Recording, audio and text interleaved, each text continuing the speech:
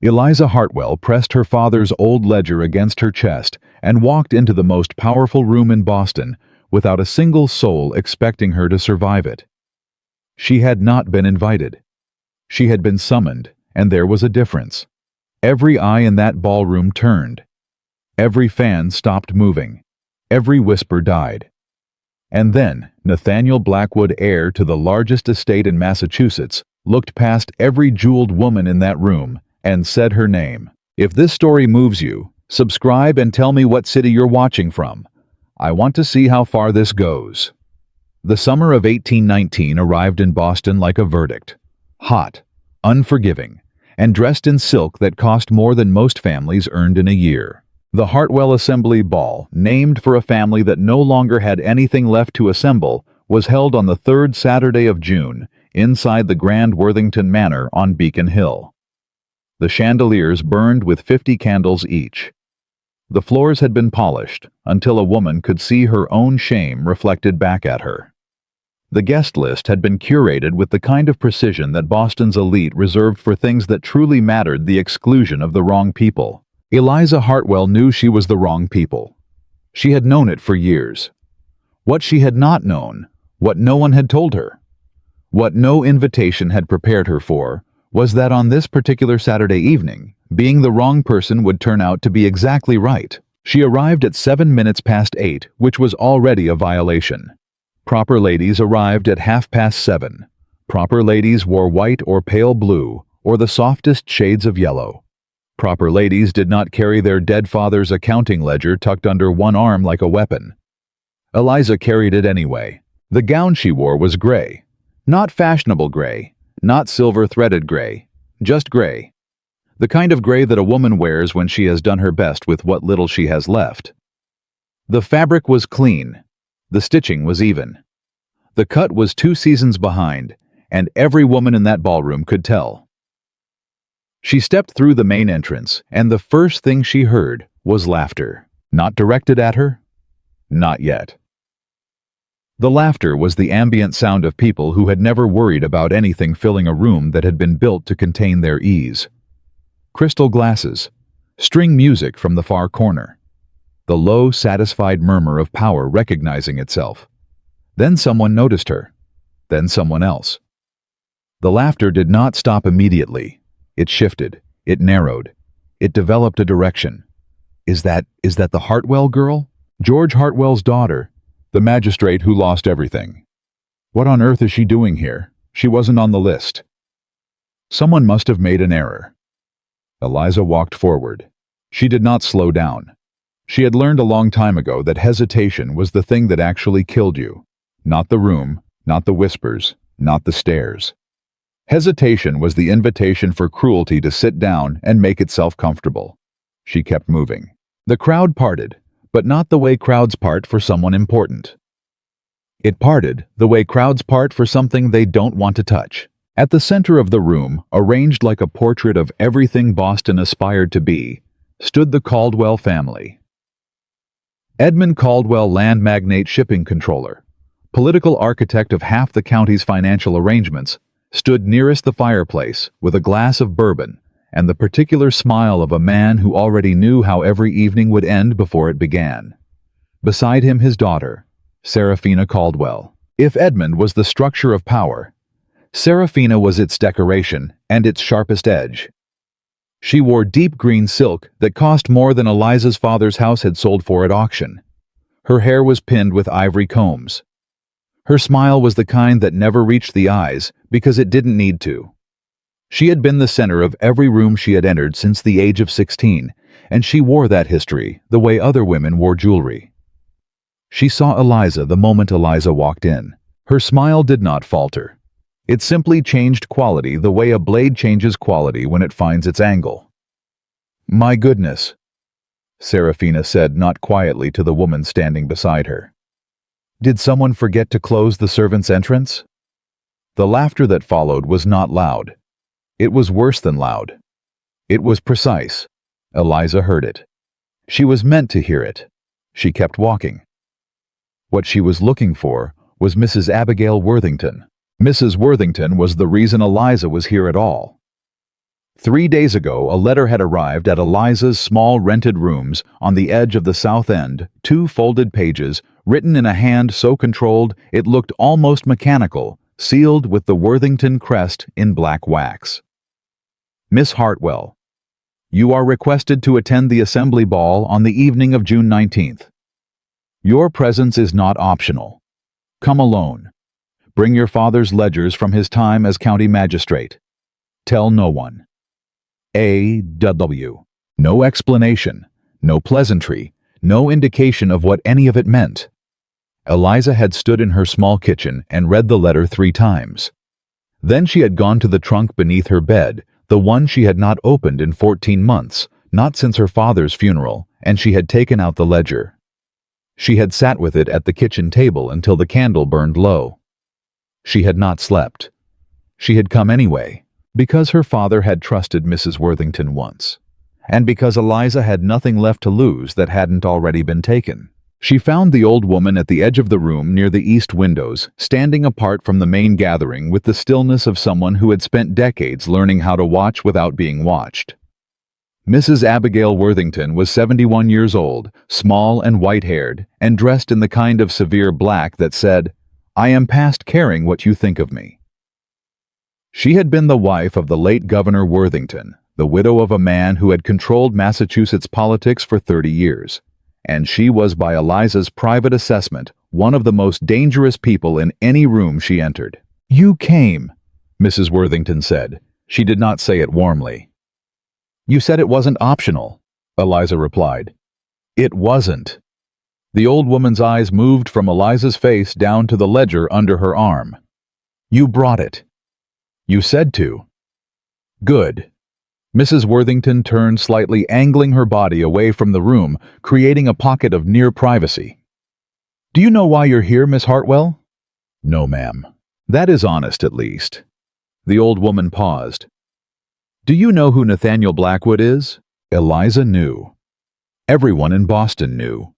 Nathaniel Blackwood was 29 years old and heir to the Blackwood estate, 700 acres of prime Massachusetts farmland, a controlling stake in 3 shipping operations, and a family name that had sat at the top of the social register since before the Revolution. He had been largely absent from Boston society for the past 2 years, managing some business dispute in the Western Territories, and his return this summer had been the subject of more speculation than anything else in the city. "I know of him," Eliza said carefully. "We've never been introduced." "You won't be introduced tonight," Mrs. Worthington said. "Tonight you will simply be noticed. That is all I need from you." "I don't understand." The old woman looked at her then directly with the kind of gaze that felt like being assessed rather than seen. "Your father discovered something, Miss Hartwell, in the last year of his time as magistrate. Something in the county land records. Something that involved the Caldwell family and their arrangement with several local officials. He came to me with it 3 weeks before he died." Eliza felt the breath leave her body. He came to you. He trusted me with information he could not safely report through official channels, because the official channels were compromised." Mrs. Worthington's voice did not change. It was the voice of someone who had delivered hard truths many times before. "Your father was not a foolish man. He knew he was in danger. He gave me copies of certain documents. He asked me to keep them safe until the right moment arrived." "The right moment," Eliza repeated. The words felt slow and heavy in her mouth. "He died 4 months after that conversation." "I know when he died, Miss Hartwell.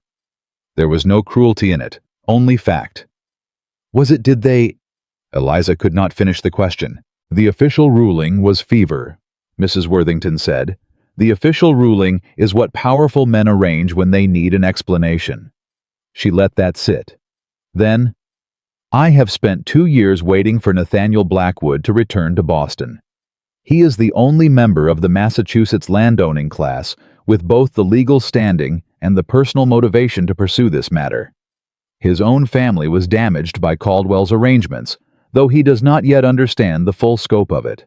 And Eliza looked down at the ledger in her hands. "You needed the original records." "I needed the original records," Mrs. Worthington confirmed. "And I needed Nathaniel to see you, not meet you. See you. There is a difference." She turned back toward the room.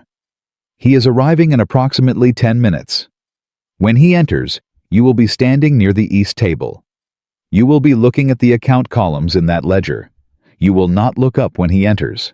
You will simply be doing what you do." "What I do," Eliza said. "What you've been doing since you were 12 years old, from what your father told me. You read numbers the way other people read faces. You see what doesn't add up." The ghost of something not quite a smile moved across Mrs. Worthington's face. "Your father was very proud of that." Eliza's throat tightened. She pressed the ledger harder against her side and said nothing.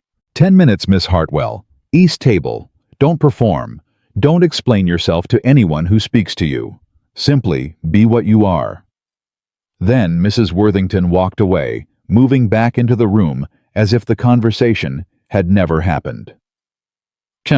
Eliza stood at the east table for 8 of those 10 minutes, and they were the longest 8 minutes of her life. The room had not forgotten about her.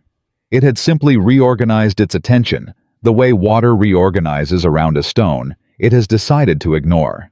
She could feel the assessments happening in her peripheral vision.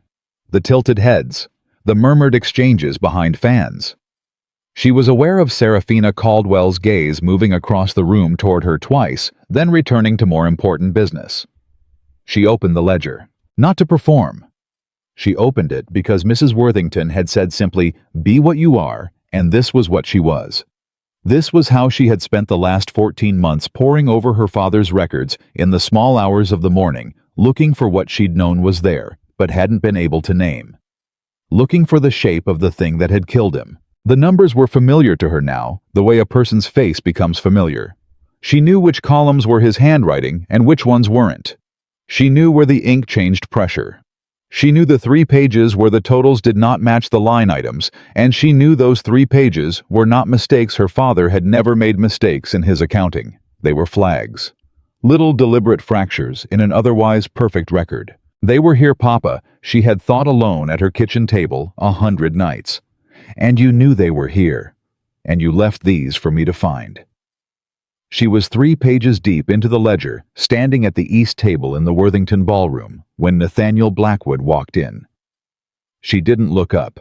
She heard the shift in the room before she registered what caused it. The ambient sound changed it, reorganized itself the way it had when she'd walked in, but differently. When she'd walked in, the sound had sharpened with amusement. Now, it softened with something closer to attention. With the automatic social recalibration of a room, recognizing the arrival of someone who mattered. She did not look up. She followed a line of figures from one column to the next.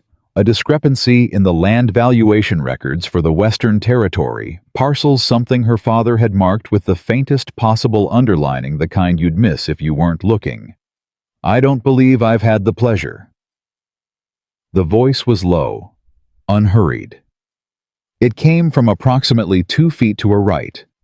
Eliza looked up. Nathaniel Blackwood was tall. That was the first thing.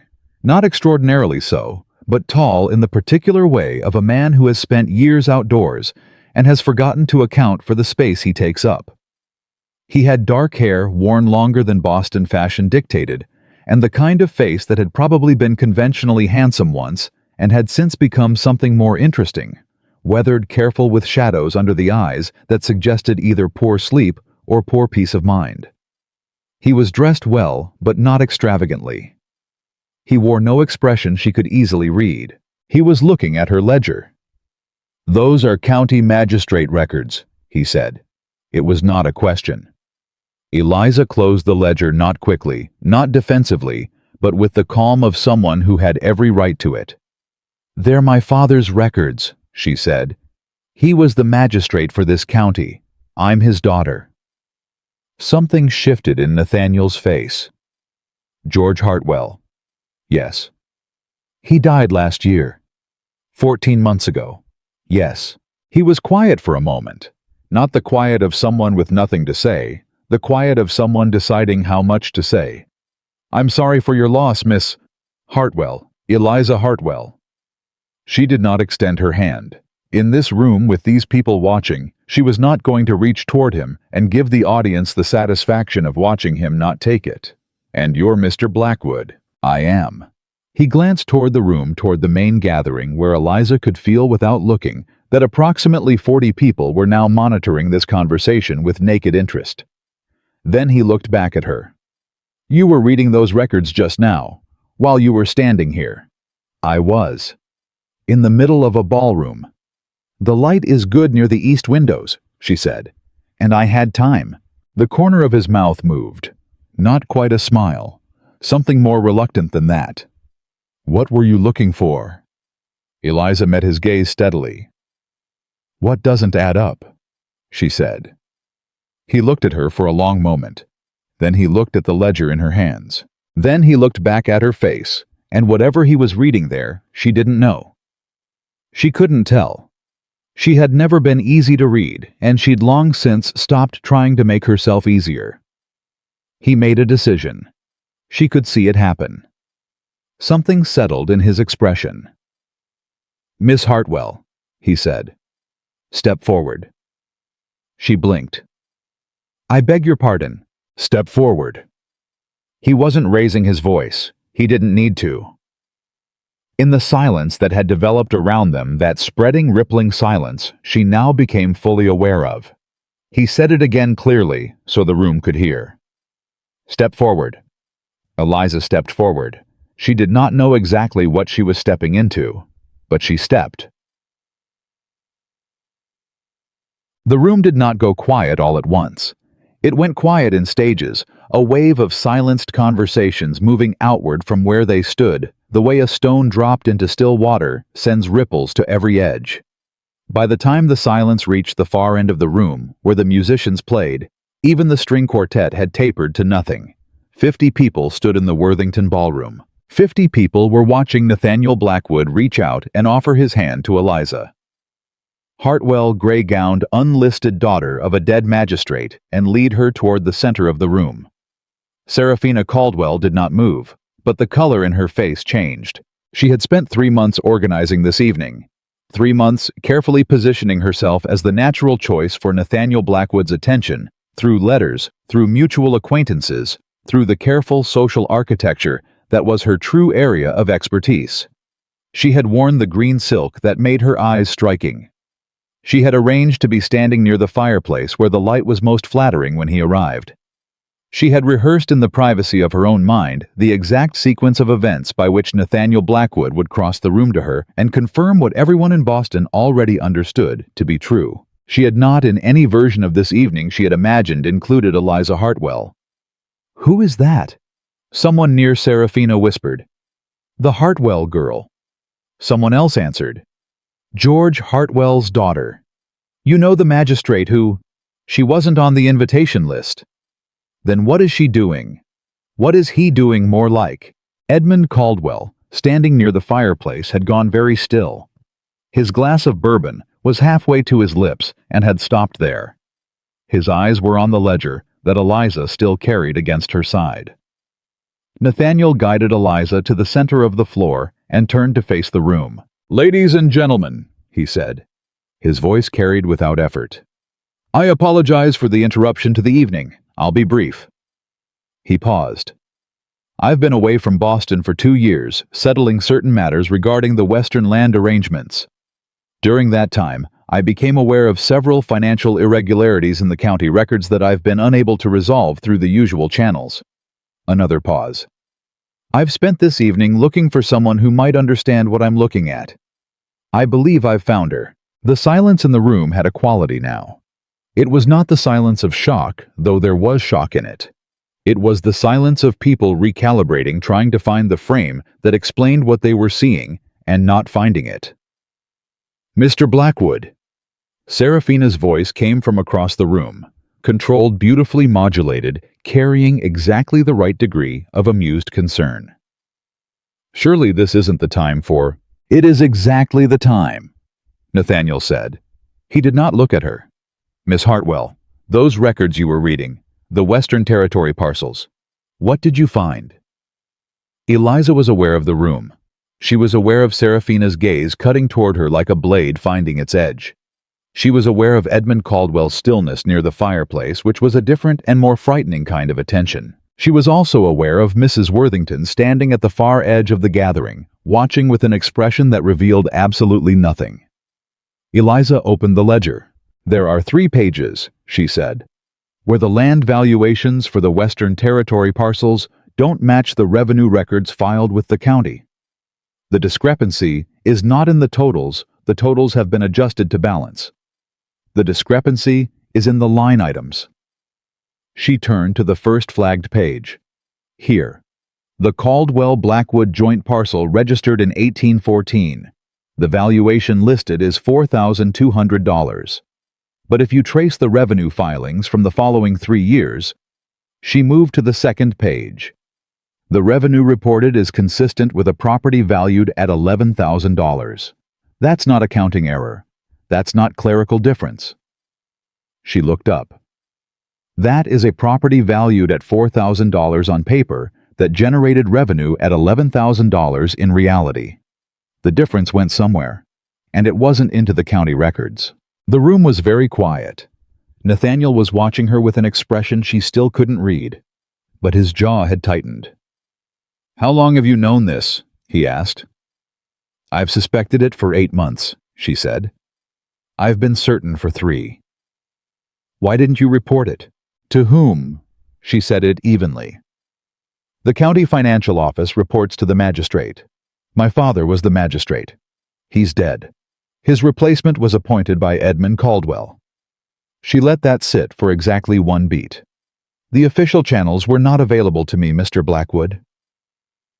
In the fireplace corner, Edmund Caldwell set down his bourbon glass. It made a small, precise click against the mantel. "This is absurd," he said. His voice was steady, but it was the steadiness of a man who has practiced steadiness. "This girl has come into this gathering with forged documents and invented..." "They aren't forged," Mrs. Worthington said. Every head turned. The old woman had moved forward from the edge of the room, and she moved the way she spoke without urgency, without anything to prove, with the simple authority of someone who has nothing left to be afraid of.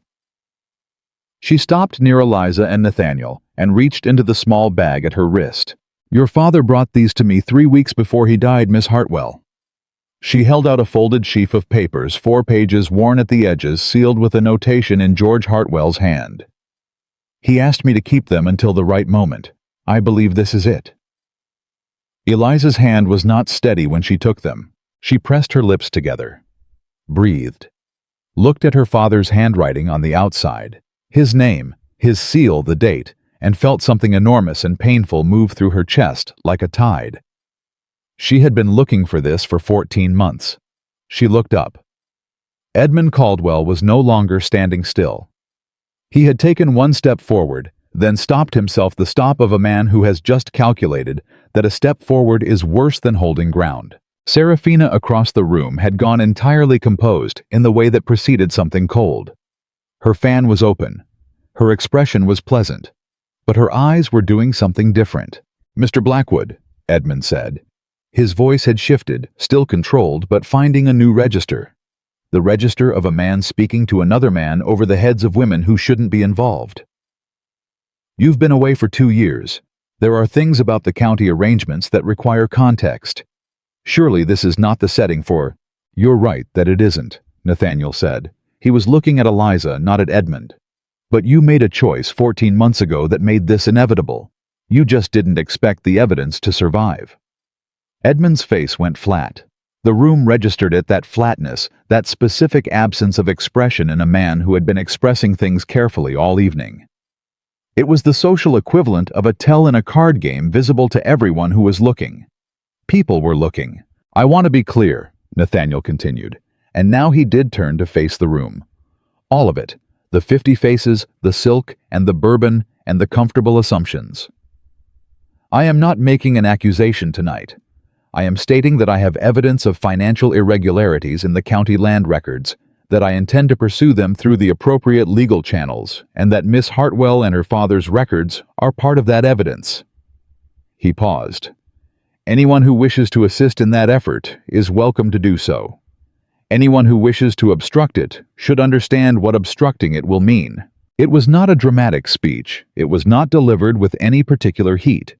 It was the kind of thing that landed harder for being quiet. Serafina smiled.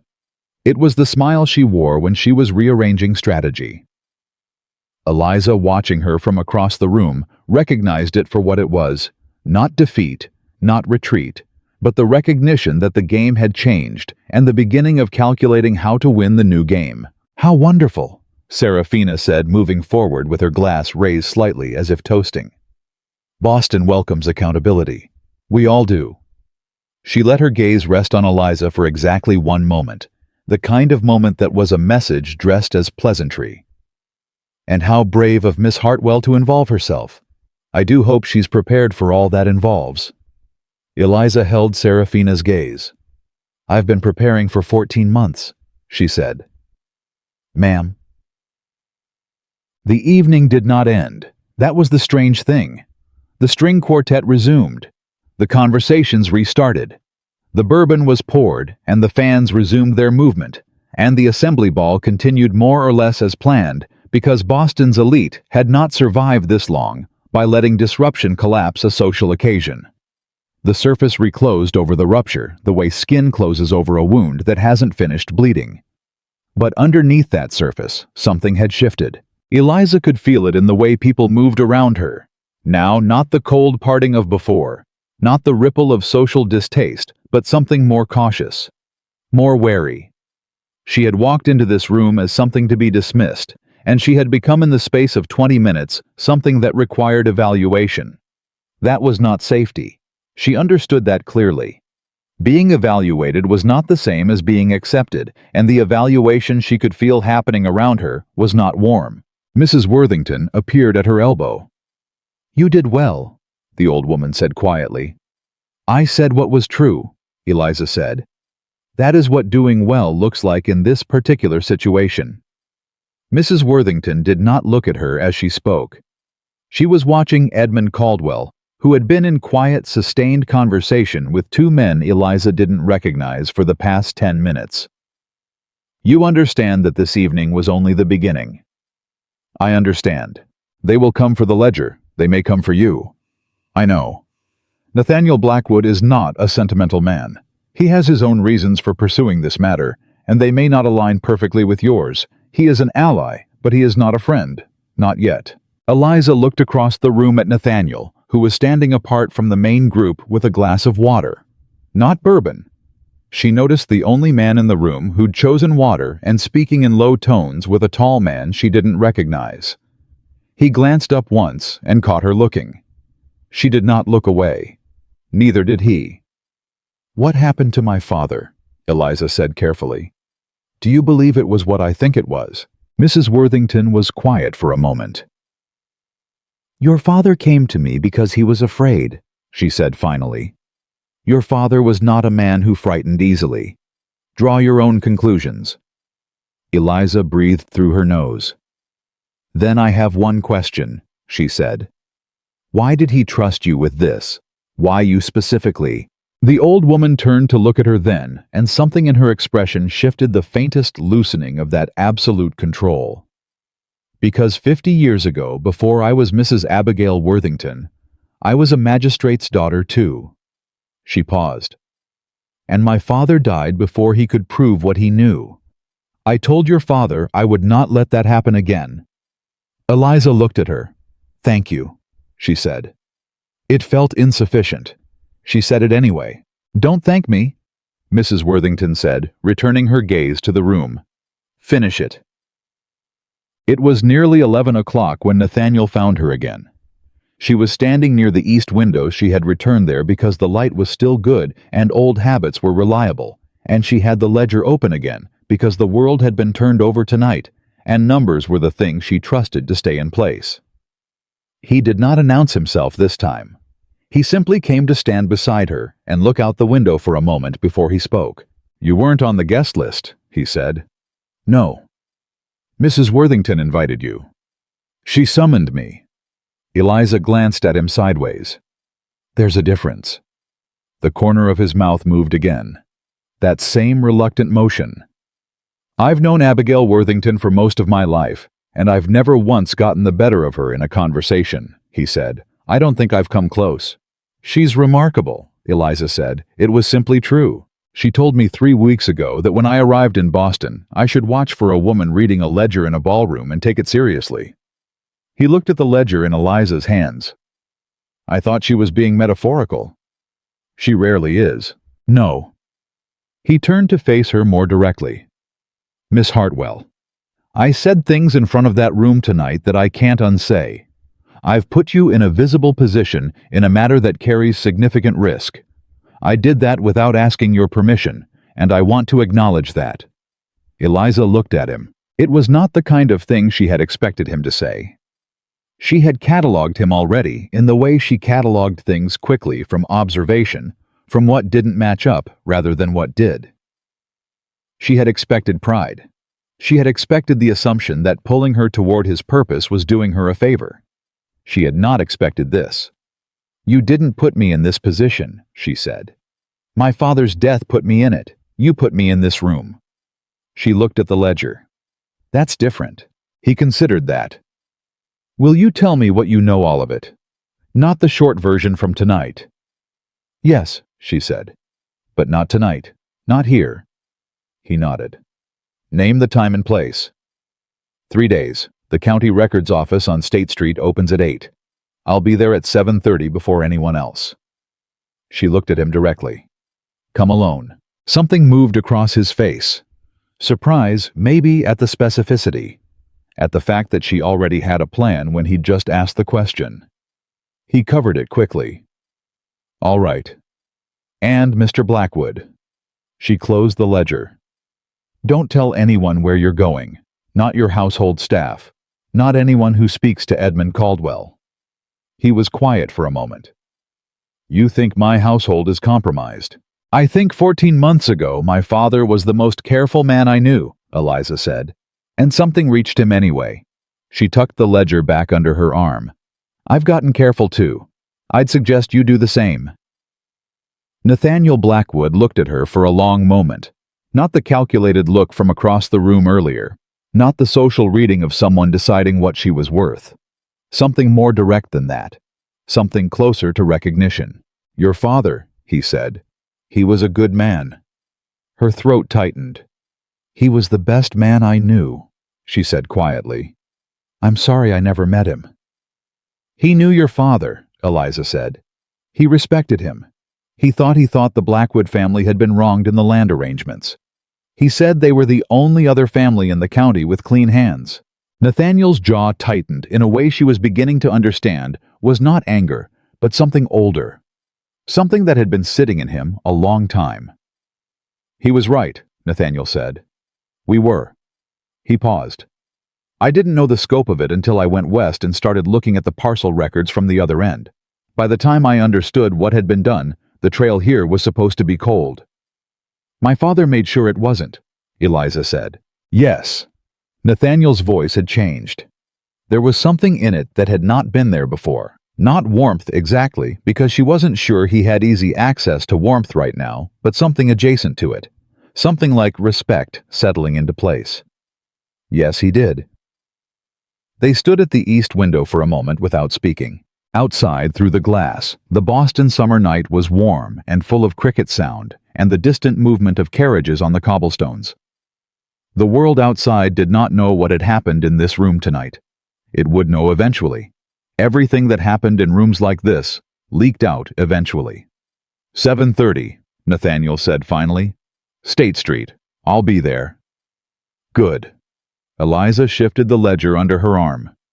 Then tonight was worth it. She left the window. She crossed the room, still watched, still assessed, still the wrong kind of person in the wrong kind of gown, and she walked out the way she had walked in, directly, without hesitation. With her father's ledger pressed against her chest, and 14 months of grief and fury and cold, deliberate certainty carried somewhere beneath her sternum, where no one in this room could reach it.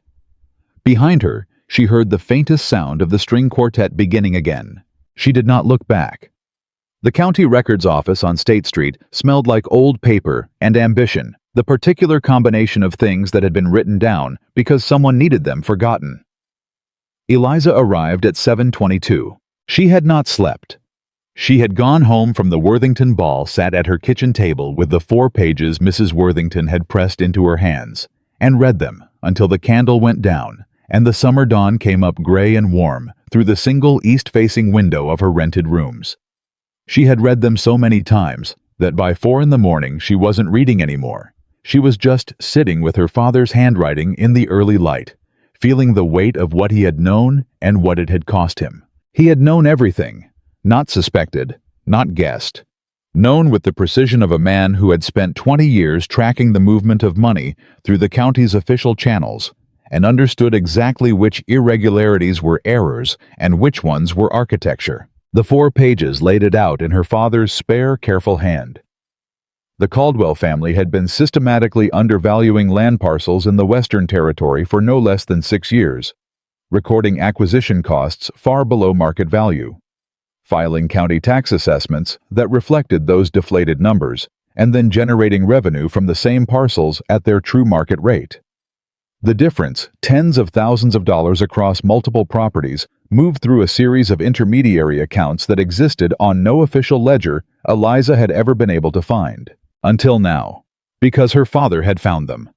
He had traced 4 of the accounts to a counting house in Providence that did business under a name that appeared nowhere in the Boston financial records. He had documented the chain. He had signed and dated every page. And then, 3 weeks later, he had died of fever. Eliza folded the pages back into her coat pocket and stood at the locked door of the records office and waited. Nathaniel arrived at 7:29. He came alone as she'd asked. He wore plain clothes, dark coat, no hat, and he moved like a man who was accustomed to being watched and had made peace with it. He saw her at the door, and something in his expression settled the way a man's face settles when he's been quietly worried about something, and the thing turns out to be all right. "You're early," he said. "I'm always early," she said. "It's the only reliable advantage available to people who don't have other advantages." He looked at her for a moment. Then he said without any particular inflection, "That's a very true thing." "I have your 4 pages," she said, pulling them from her pocket. "Read them before we go in. I want to know what you recognize." He took the pages. He read them standing at the door of the records office in the early morning light, with the quiet of a man who is processing information rather than reacting to it, which she already knew was his particular kind of intelligence. Not fast and electric, but deep and comprehensive. He read each page twice. She watched his face without apology. On the 3rd page his jaw tightened. On the 4th, he stopped. "The Providence account," he said. "You recognize it." "My father had a transaction flagged in his private records. I found it when I was settling the estate that referenced a counting house in Providence. I couldn't identify it." He looked up. "I assumed it was a legitimate business arrangement I didn't have context for." "It wasn't," Eliza said. "No." He looked back at the page. "No, it wasn't." Something moved through his expression, the controlled version of something much larger and much older. "How long did your father know?" "He started documenting it approximately 18 months before he died," Eliza said. "Based on the dates on those pages, he confirmed it about 3 weeks before he came to Mrs. Worthington." 3 weeks.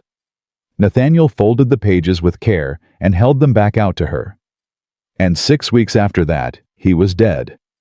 "Yes." He didn't say anything for a moment. The morning street was waking up around them, a cart passing someone calling from an upper window, and neither of them moved. "Miss Hartwell," he said finally, "I want to be clear with you about something before we go any further." "All right." "I am pursuing this because Edmund Caldwell defrauded my family. I am pursuing it because what he built required corruption at every level of the county system, and that corruption is still operating.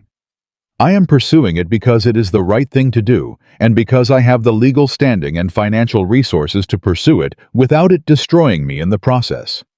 He paused. "But I understand that for you, this is not strategy. For you, this is your father." Eliza held his gaze. "Is that a problem?" she asked. "No," he said. "It means you're more committed than I am, which makes you more useful. I just want us both to know what we're walking into." "We're walking into a records office," she said. "And then we're going to find the rest of what my father found. And then we're going to build something they can't dismiss, discredit, or make disappear." She put the pages back in her pocket. "Is that clear enough?" "Perfectly," he said. The records clerk arrived at 7:58 and let them in. Without question, Nathaniel gave his name, and the clerk's entire manner recalibrated instantly the automatic deference of institutional Boston to the Blackwood name, which Eliza noted without comment. They went to work. The county records for the Western Territory. Land parcels occupied 6 bound volumes covering the years 1808 through 1819. Eliza had seen portions of them before fragments her father had referenced copies he'd made, but she had never had access to the originals. The originals were different. The originals had the physical evidence of alteration that copies couldn't carry, the pressure changes in the ink, the places where an entry had been made over an erasure, the dates that didn't match the surrounding entries in sequence. She found the first one inside of 20 minutes. "Here," she said. Nathaniel came around the table to look. She pointed at a line entry in the 1814 volume, the registration of the Caldwell-Blackwood joint parcel she had referenced the night before. "The valuation entry. Look at the ink." He looked. "It's darker," he said. "The surrounding entries are from the same recording period. Same pen, same hand, same pressure. This entry," she touched the line carefully, "was made at a different time. The ink sits differently. Someone came back and altered this record after the original entry was made. Can that be proven legally? A document examiner could confirm it. And I can show you 4 more entries in this volume that show the same pattern." She was already turning pages. "The alterations are not random. They correspond exactly to the parcels your father's estate and my father's records both flag." Nathaniel was quiet beside her. Not the quiet of a man who wasn't engaged, the quiet of a man who was engaged very seriously and processing what engagement meant. "What do you need from me?" he said. "Access," she said. "The Providence Counting House records, the Caldwell family's official county filings going back to 1808, the original Blackwood-Caldwell joint venture agreement." She looked at him. "Some of those will require legal authority to obtain. I don't have that authority." "I do," he said. "I know," she said. "That's why you're here." Something that might in a different man have been amusement moved through his expression. He reached across her and turned to a later page in the volume. "My father's attorney still holds the original joint venture agreement. I had a conversation with him last month about the estate. He mentioned it." He looked at the entry on the page. "I can have it by end of week." "Good. And there's one more thing." She hesitated, not from uncertainty, but from the particular care she took with information she'd held private for months. "There is a name in my father's notes that doesn't appear anywhere in the official records. A man referred to only as the courier. He moved the documentation between Caldwell's operation and the Providence accounts. My father believed he was local someone with access to both the county records office and the Caldwell estate." Nathaniel's expression sharpened. "A name, an initial, H." She looked at him directly. "Does that mean anything to you?" He was still for a moment. Then, "Harwick, Thomas Harwick. He was my father's estate manager until 1813 when my father dismissed him. I never knew why." A pause. "He went to work for Edmund Caldwell shortly after." The silence between them had a quality to it. The specific quality of 2 separate pieces of understanding, meeting in the middle and producing something larger than either one alone. "Your father knew," Eliza said. "He knew something," Nathaniel said. "Enough to dismiss him. Not enough, or perhaps not in time to do more than that. We find Harwick," Eliza said, "and we find the courier link. And if we find the courier link, we can prove the money moved. Not just that it disappeared from the county records, that it moved deliberately to a specific destination." Nathaniel was looking at her with an expression she was becoming familiar with, that particular quality of attention that was neither warm nor cold, but intensely, completely focused. "You've been building this case for 14 months, he said. It wasn't an accusation. It was something closer to understanding arriving late. "I've been building it since the week after the funeral," she said. "I just didn't have a way in." She closed the volume carefully. "Now I do."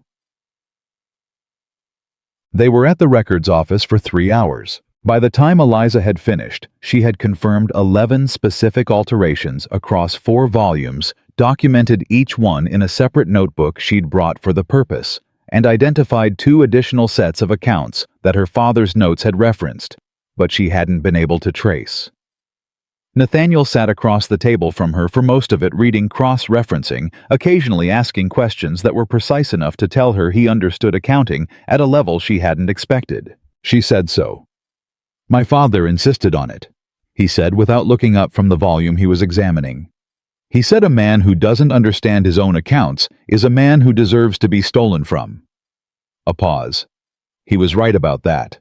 I just didn't understand how right until I started looking at what had been done to the estate. "What exactly was done?" Eliza asked. She had the broad picture from her father's notes, but not the specifics from Nathaniel's side of it. He set down the volume. He looked at the table for a moment, the particular look of a man deciding how honest to be, and then he looked up. "The joint venture was structured so that my father provided the land and initial capital, and Caldwell provided the trade connections and management of the Western operations. The revenue was supposed to split evenly. What actually happened was that Caldwell reported revenues consistently below what the operations generated, pocketed the difference, and my father, who trusted the man because they had been in business together for 12 years, never had the operations independently audited." He paused. "When my father died, I inherited a business arrangement that was supposed to be worth a significant portion of the estate's income. Instead, it was generating about 1/3 of what the land alone should have produced. And you couldn't prove why. Not from the Boston end. That's why I went west. The operations out there kept their own records less sophisticated, less carefully altered." He leaned back slightly. "I found enough to know something was wrong. Not enough to know the mechanism." "The mechanism is here," Eliza said. "In these volumes." "Yes." He looked at her. "Your father found it from this end while I was looking from the other. If either of us had known what the other was doing, he might still be alive," Eliza said. She said it flatly without self-pity because it was true, and she had made her peace with the truth of it, not with the grief of it, which was a different matter, but with the fact. Her father had been working without allies, working alone because he hadn't known there were allies to be found. Working carefully, quietly, and ultimately not carefully enough. Nathaniel didn't offer comfort. She was grateful for that. He simply said, "Yes, possibly. Then we don't make that mistake again," she said. "Everything we find we share immediately. No holding information for later strategy. No unilateral decisions about what the other person needs to know." "Agreed," he said. "On one condition." She raised her eyebrows. "Whatever happens publicly, whatever becomes a legal matter, whatever goes before a court, your name and your father's records are credited fully. Not as supporting evidence, as primary evidence. His name on it." She was quiet for a moment. "That matters to you," she said. She wasn't sure if it was a question. "He died for it," Nathaniel said simply. "His name should be on what it built." She pressed her lips together, breathed carefully, nodded once. "All right," she said. "Then we have an agreement." Tied. The agreement lasted exactly 4 days before Serafina Caldwell made her first move. Eliza knew it was coming. She had seen it in Serafina's face that night at the ball. Not panic, which would have been manageable, but the specific recalibration of a strategist who has had the board rearranged and is already planning the next sequence. Serafina was not a woman who reacted. She was a woman who prepared. Her preparation, it turned out, was social. By Wednesday of that week, 3 things had happened. A story was circulating in the drawing rooms of Beacon Hill that Eliza Hartwell had arrived at the Worthington ball uninvited and behaved in a manner that could only be described as aggressively inappropriate, forcing herself into a conversation with Mr. Blackwood, presenting documents of dubious origin and making inflammatory accusations against a respected family. A second story, circulating more quietly in certain merchant circles, suggested that George Hartwell's records from his time as magistrate had been under a cloud of suspicion. At the time of his death, the implication being that a man who died with unanswered questions about his professional conduct had perhaps left more than grief behind. And a third thing, which was not a story, but a fact. Two of the women Eliza had tentatively considered approachable at the ball. Women who had met her eyes with something other than disdain were now visibly unavailable when she crossed the street near them. She had been cut. Not dramatically. Not publicly.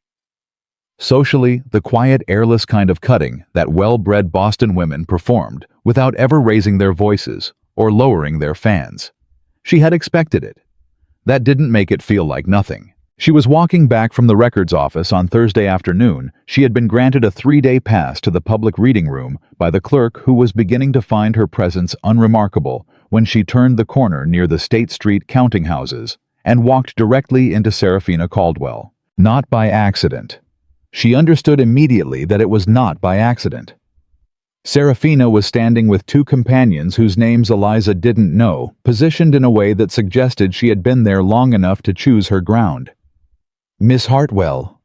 Seraphina's voice was warm as June sunlight. "What a coincidence." "Is it?" Eliza said. Seraphina dismissed her companions with a murmured word and a gesture that said, "Give us a moment." They moved to a polite distance, and Seraphina stepped slightly closer. Not threatening perfectly, managed the physical grammar of a private conversation between social equals, which they both knew they were not. "I want to be honest with you," Seraphina said, "because I think you're an intelligent woman, and I don't believe in wasting either of our time." "All right," Eliza said. "What you're doing, what you and Nathaniel Blackwood have decided to do, is going to hurt you. Not us. You."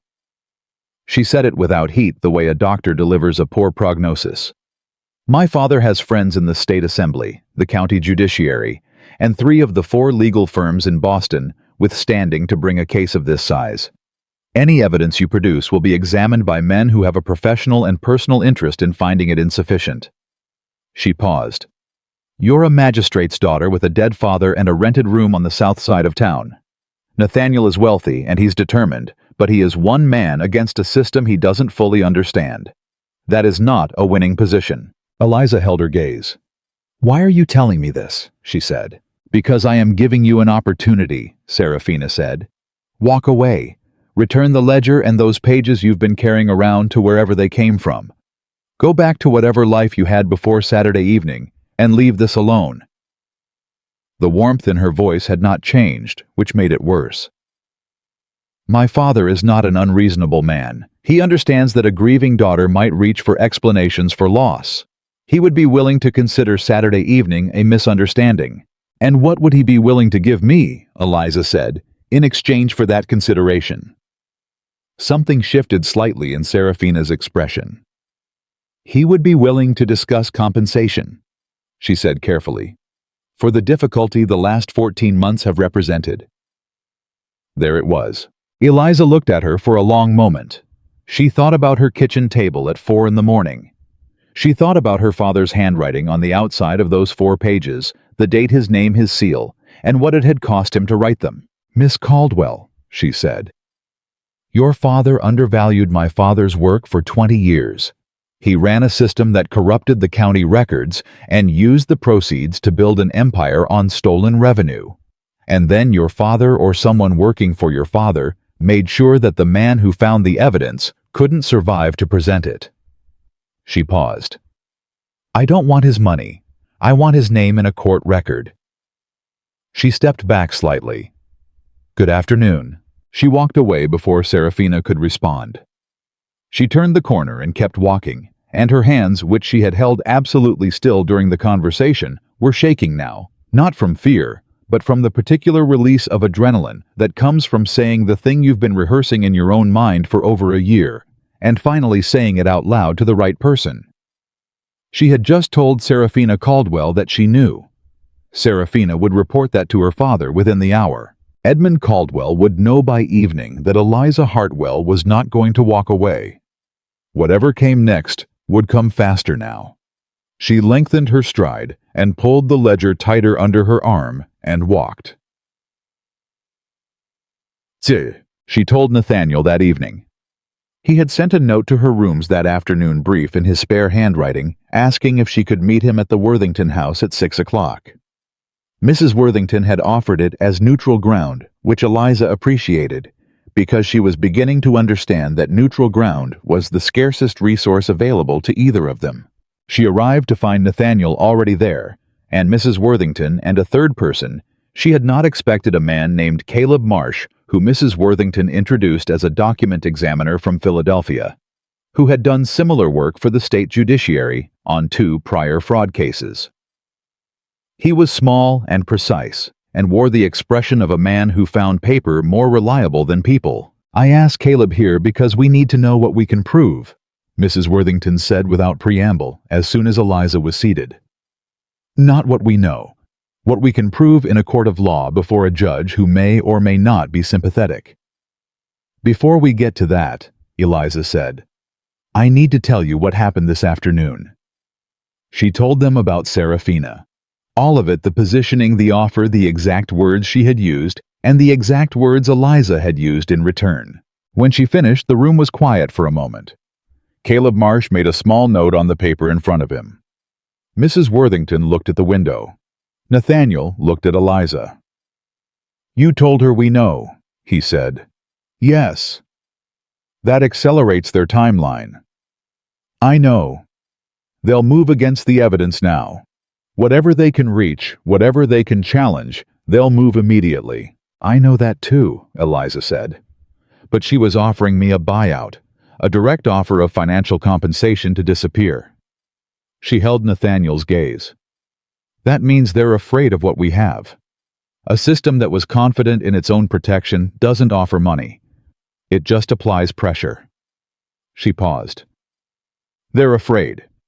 And I would rather face a frightened enemy on an accelerated timeline than a comfortable one who thinks they have all the time in the world."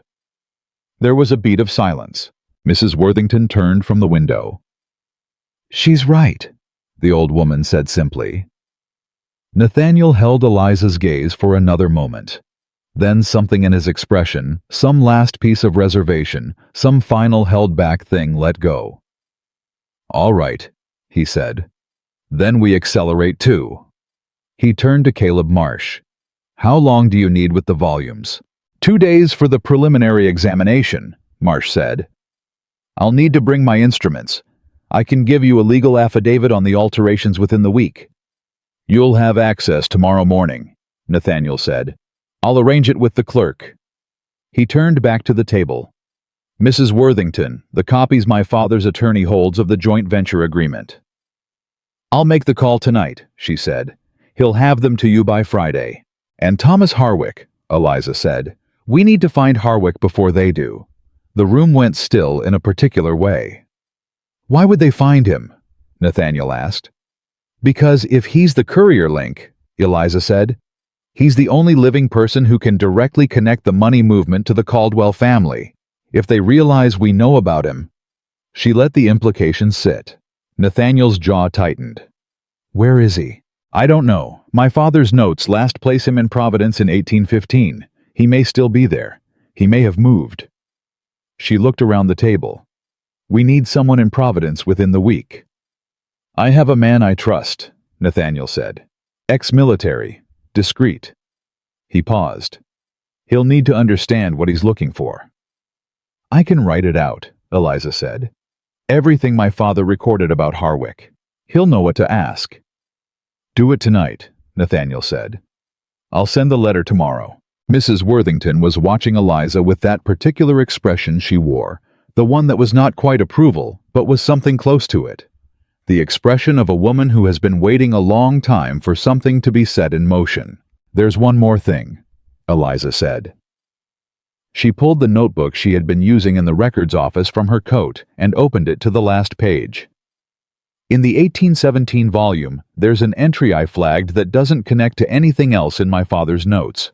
A land registration in the name of a woman, Adelaide Marsh. She looked at Caleb Marsh. Any relation? The document examiner looked up. His expression had shifted, the precision still there, but something underneath it that was less professional. That was my mother's name, he said quietly. Eliza looked at him. She died in 1817, he said. She was a tenant farmer. The Caldwell family owned the land she farmed. He paused. The land was registered in her name. She never knew about it. She couldn't read. Another pause. She died owing back taxes on land she never knew she owned. The room was very quiet. It's a shell, Nathaniel said flatly. They registered land in names of people who couldn't contest it. People who couldn't read the registration, couldn't navigate the legal system. Couldn't they use tenant farmers as cover accounts? And when those people died, Eliza said, the land reverted. But the tax history attached to the name, not to the Caldwell family. Invisible debt on invisible property disappeared into the official record under someone else's name. Caleb Marsh had not moved. Mr. Marsh, Mrs. Worthington said with something in her voice that Eliza had not heard from her before, a gentleness that the old woman wore carefully, like something precious she'd kept back. I'm sorry. I didn't know when I asked you here. I didn't know either, he said. He looked at the table for a moment. Then he looked at Eliza. I'll need 4 days, not 2. He closed his own notebook with a precise, quiet movement. And I'll need to look at the tenant registration records in addition to the land valuations. He paused. How many names like my mother's are in those volumes? I don't know yet, Eliza said. I found 6 in the years I reviewed. There may be more. Marsh nodded slowly. Then I'll need 4 days, he said again. Nathaniel looked at Eliza across the table. In that look, there was no strategy, no legal calculation, no assessment of advantage or risk. Just the plain recognition of the shape of what they had walked into, which was larger than either of them had understood at the start of the week and more personal and more necessary. Then we have 4 days, Nathaniel said. The 4 days were not quiet. On Friday morning, a letter arrived at Eliza's rooms, no signature, no return address written in a hand she didn't recognize. It contained 2 sentences. You were warned. Your father wasn't careful enough, and neither are you. She sat with it at her kitchen table for a long time. She was afraid. She did not pretend she wasn't. Fear was the appropriate response to a threat, and she had enough respect for her own intelligence to acknowledge an appropriate response when she felt it. Her hands were cold. Her chest was tight. The morning was beautiful and warm, and she could hear children on the street below her window, and the contrast between that and the 2 sentences on the page in front of her was almost more than she could hold. She picked up the letter. She folded it. She put it in her coat pocket beside her father's 4 pages. Then she picked up her notebook and the ledger and went back to work. On Friday afternoon, Nathaniel came to the records office. He hadn't announced it.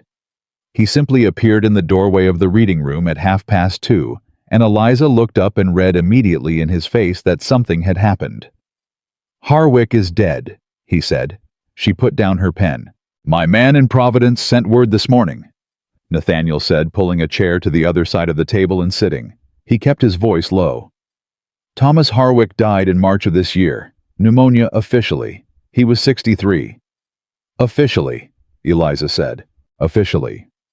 The repetition was not coincidence. He was doing what she did, marking the word as a container that might hold more than its contents suggested. He had a daughter. She's 24. She lives in Providence still.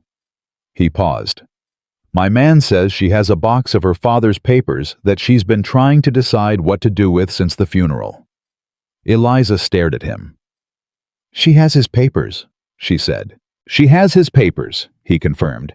She doesn't know what's in them, or my man thinks she might suspect something, but she doesn't have the context to understand it. "We need to go to Providence," Eliza said immediately. "I know.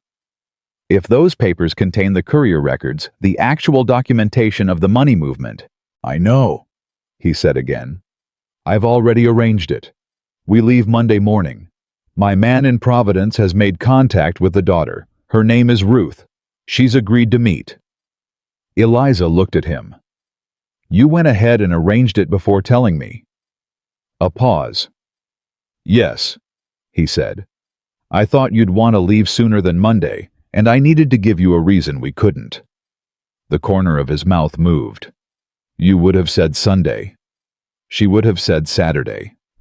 "Monday is fine," she said. "There's one more thing." He reached into his coat and put a folded letter on the table between them. "This was left at my house this morning. No signature." She unfolded it. 3 sentences. A different hand from hers, but the same register, the flat, cold clarity of a message from someone confident in their own power. "The evidence is circumstantial. The witnesses are compromised. Walk away before this becomes personal." She folded it and put it beside her notebook. "I received one this morning too," she said. 2 sentences. Nathaniel looked at the folded letter. "They're frightened," he said. It echoed what she'd said 4 days ago about Serafina, and she recognized the echo in his voice. He was learning to read the grammar of threat and what it revealed. "They're frightened, and they're watching," she said. "They know we're in these records. They know we sent someone to Providence." She looked at him directly. "Someone in this building is reporting to them. Maybe the clerk, maybe someone with access to the reading room log." Nathaniel's expression hardened. "The clerk was recommended by—" He stopped. "By whom?" "By Thomas Aldridge, who sits on the county finance board." He said it with the specific quietness of someone who has just seen a connection that should have been visible earlier. "Who has done business with Edmund Caldwell for 15 years. "We need to move the original volumes," Eliza said. "Not all of them. Just the 4 I've been working from. They need to go somewhere Caldwell's people can't reach them before Caleb Marsh finishes his examination." "Where?" She thought for a moment. "Mrs. Worthington's library," she said. "She has the standing to hold them, and she is not a woman whose home gets searched by men who want to keep their positions." "I'll arrange it today," Nathaniel said. He stood, then paused. "Miss Hartwell." He looked at her, the direct look, the one without social calculation behind it. "The letter you received this morning, are you all right?" She looked up at him. "No," she said honestly. "But I'm here." He held her gaze for a moment. Just a moment, nothing large in it, nothing declared. But it was the honest answer meeting the honest question, and it was enough. "Monday," he said. 7 o'clock. My carriage. "I'll be there at 6:50, she said. He almost smiled. "I know," he said. He left. She picked up her pen and went back to the records, and outside the window, the Boston summer pressed its heat against the glass, and the city moved around her, and somewhere across town in a house on Beacon Hill with imported furniture and expensive bourbon, Edmund Caldwell was reading a report about exactly what she was doing. She kept working anyway. She had her father's 4 pages in her pocket, and her father's ledger on the table, and her father's 20 years of careful, precise, loving attention to what didn't add up, and she was going to build something with it that no amount of frightened letters and social cutting and official channels could touch. She just needed Monday, and Providence, and a dead man's papers in his daughter's hands.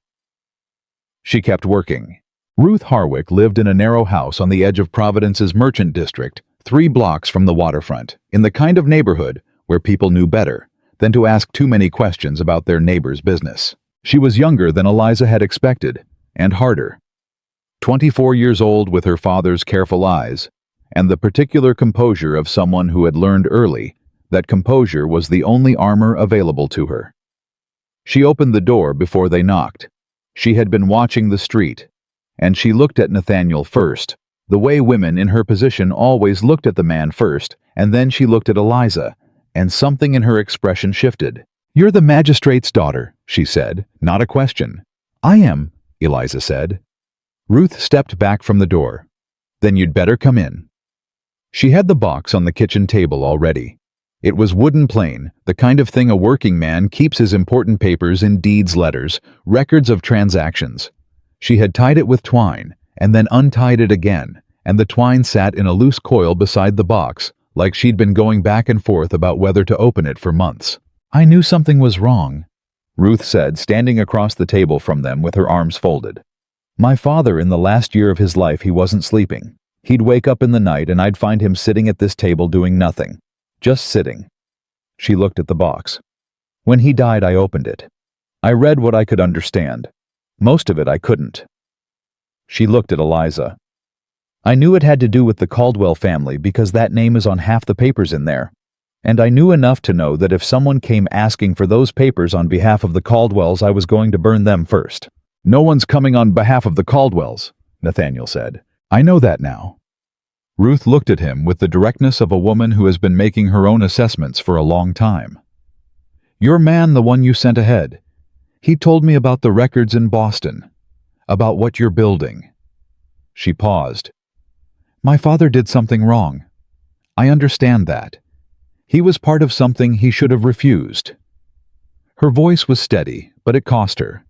But he was also afraid, and he was alone, and he kept these papers because some part of him couldn't let it disappear completely. I think he hoped someone would come eventually who could use them right. "We can," Eliza said. Ruth looked at her for a long moment. Then she untied the twine the rest of the way and opened the box. Thomas Harwick had kept everything. That was the thing that took Eliza's breath when she began going through the papers. Not the volume, though the volume was significant, but the precision of it. He had dated every document. He had noted the source of every transaction he had carried. He had, in the obsessive record-keeping of a man who knew what he was participating in, and had chosen to document it against the day he might need protection, created an almost complete chain of custody for the money that had moved between the Caldwell operations and the Providence counting house. The counting house receipts were there, signed, dated. The amounts matched the discrepancies in the Boston County records to within a margin of normal transaction variation. There were letters, 4 of them, from Edmund Caldwell himself, directing specific movements of funds written in the oblique language of a man who knew how to give instructions that sounded like legitimate business correspondence, unless you had the context to understand otherwise. Eliza had the context. She spread the letters on the table and read each one twice. Her hands were completely steady. Her mind was doing what it did when it found what it had been looking for, going cold and clear, and absolutely focused the way a lens focuses light. "This one," she said, pointing to the second letter. "This is the clearest.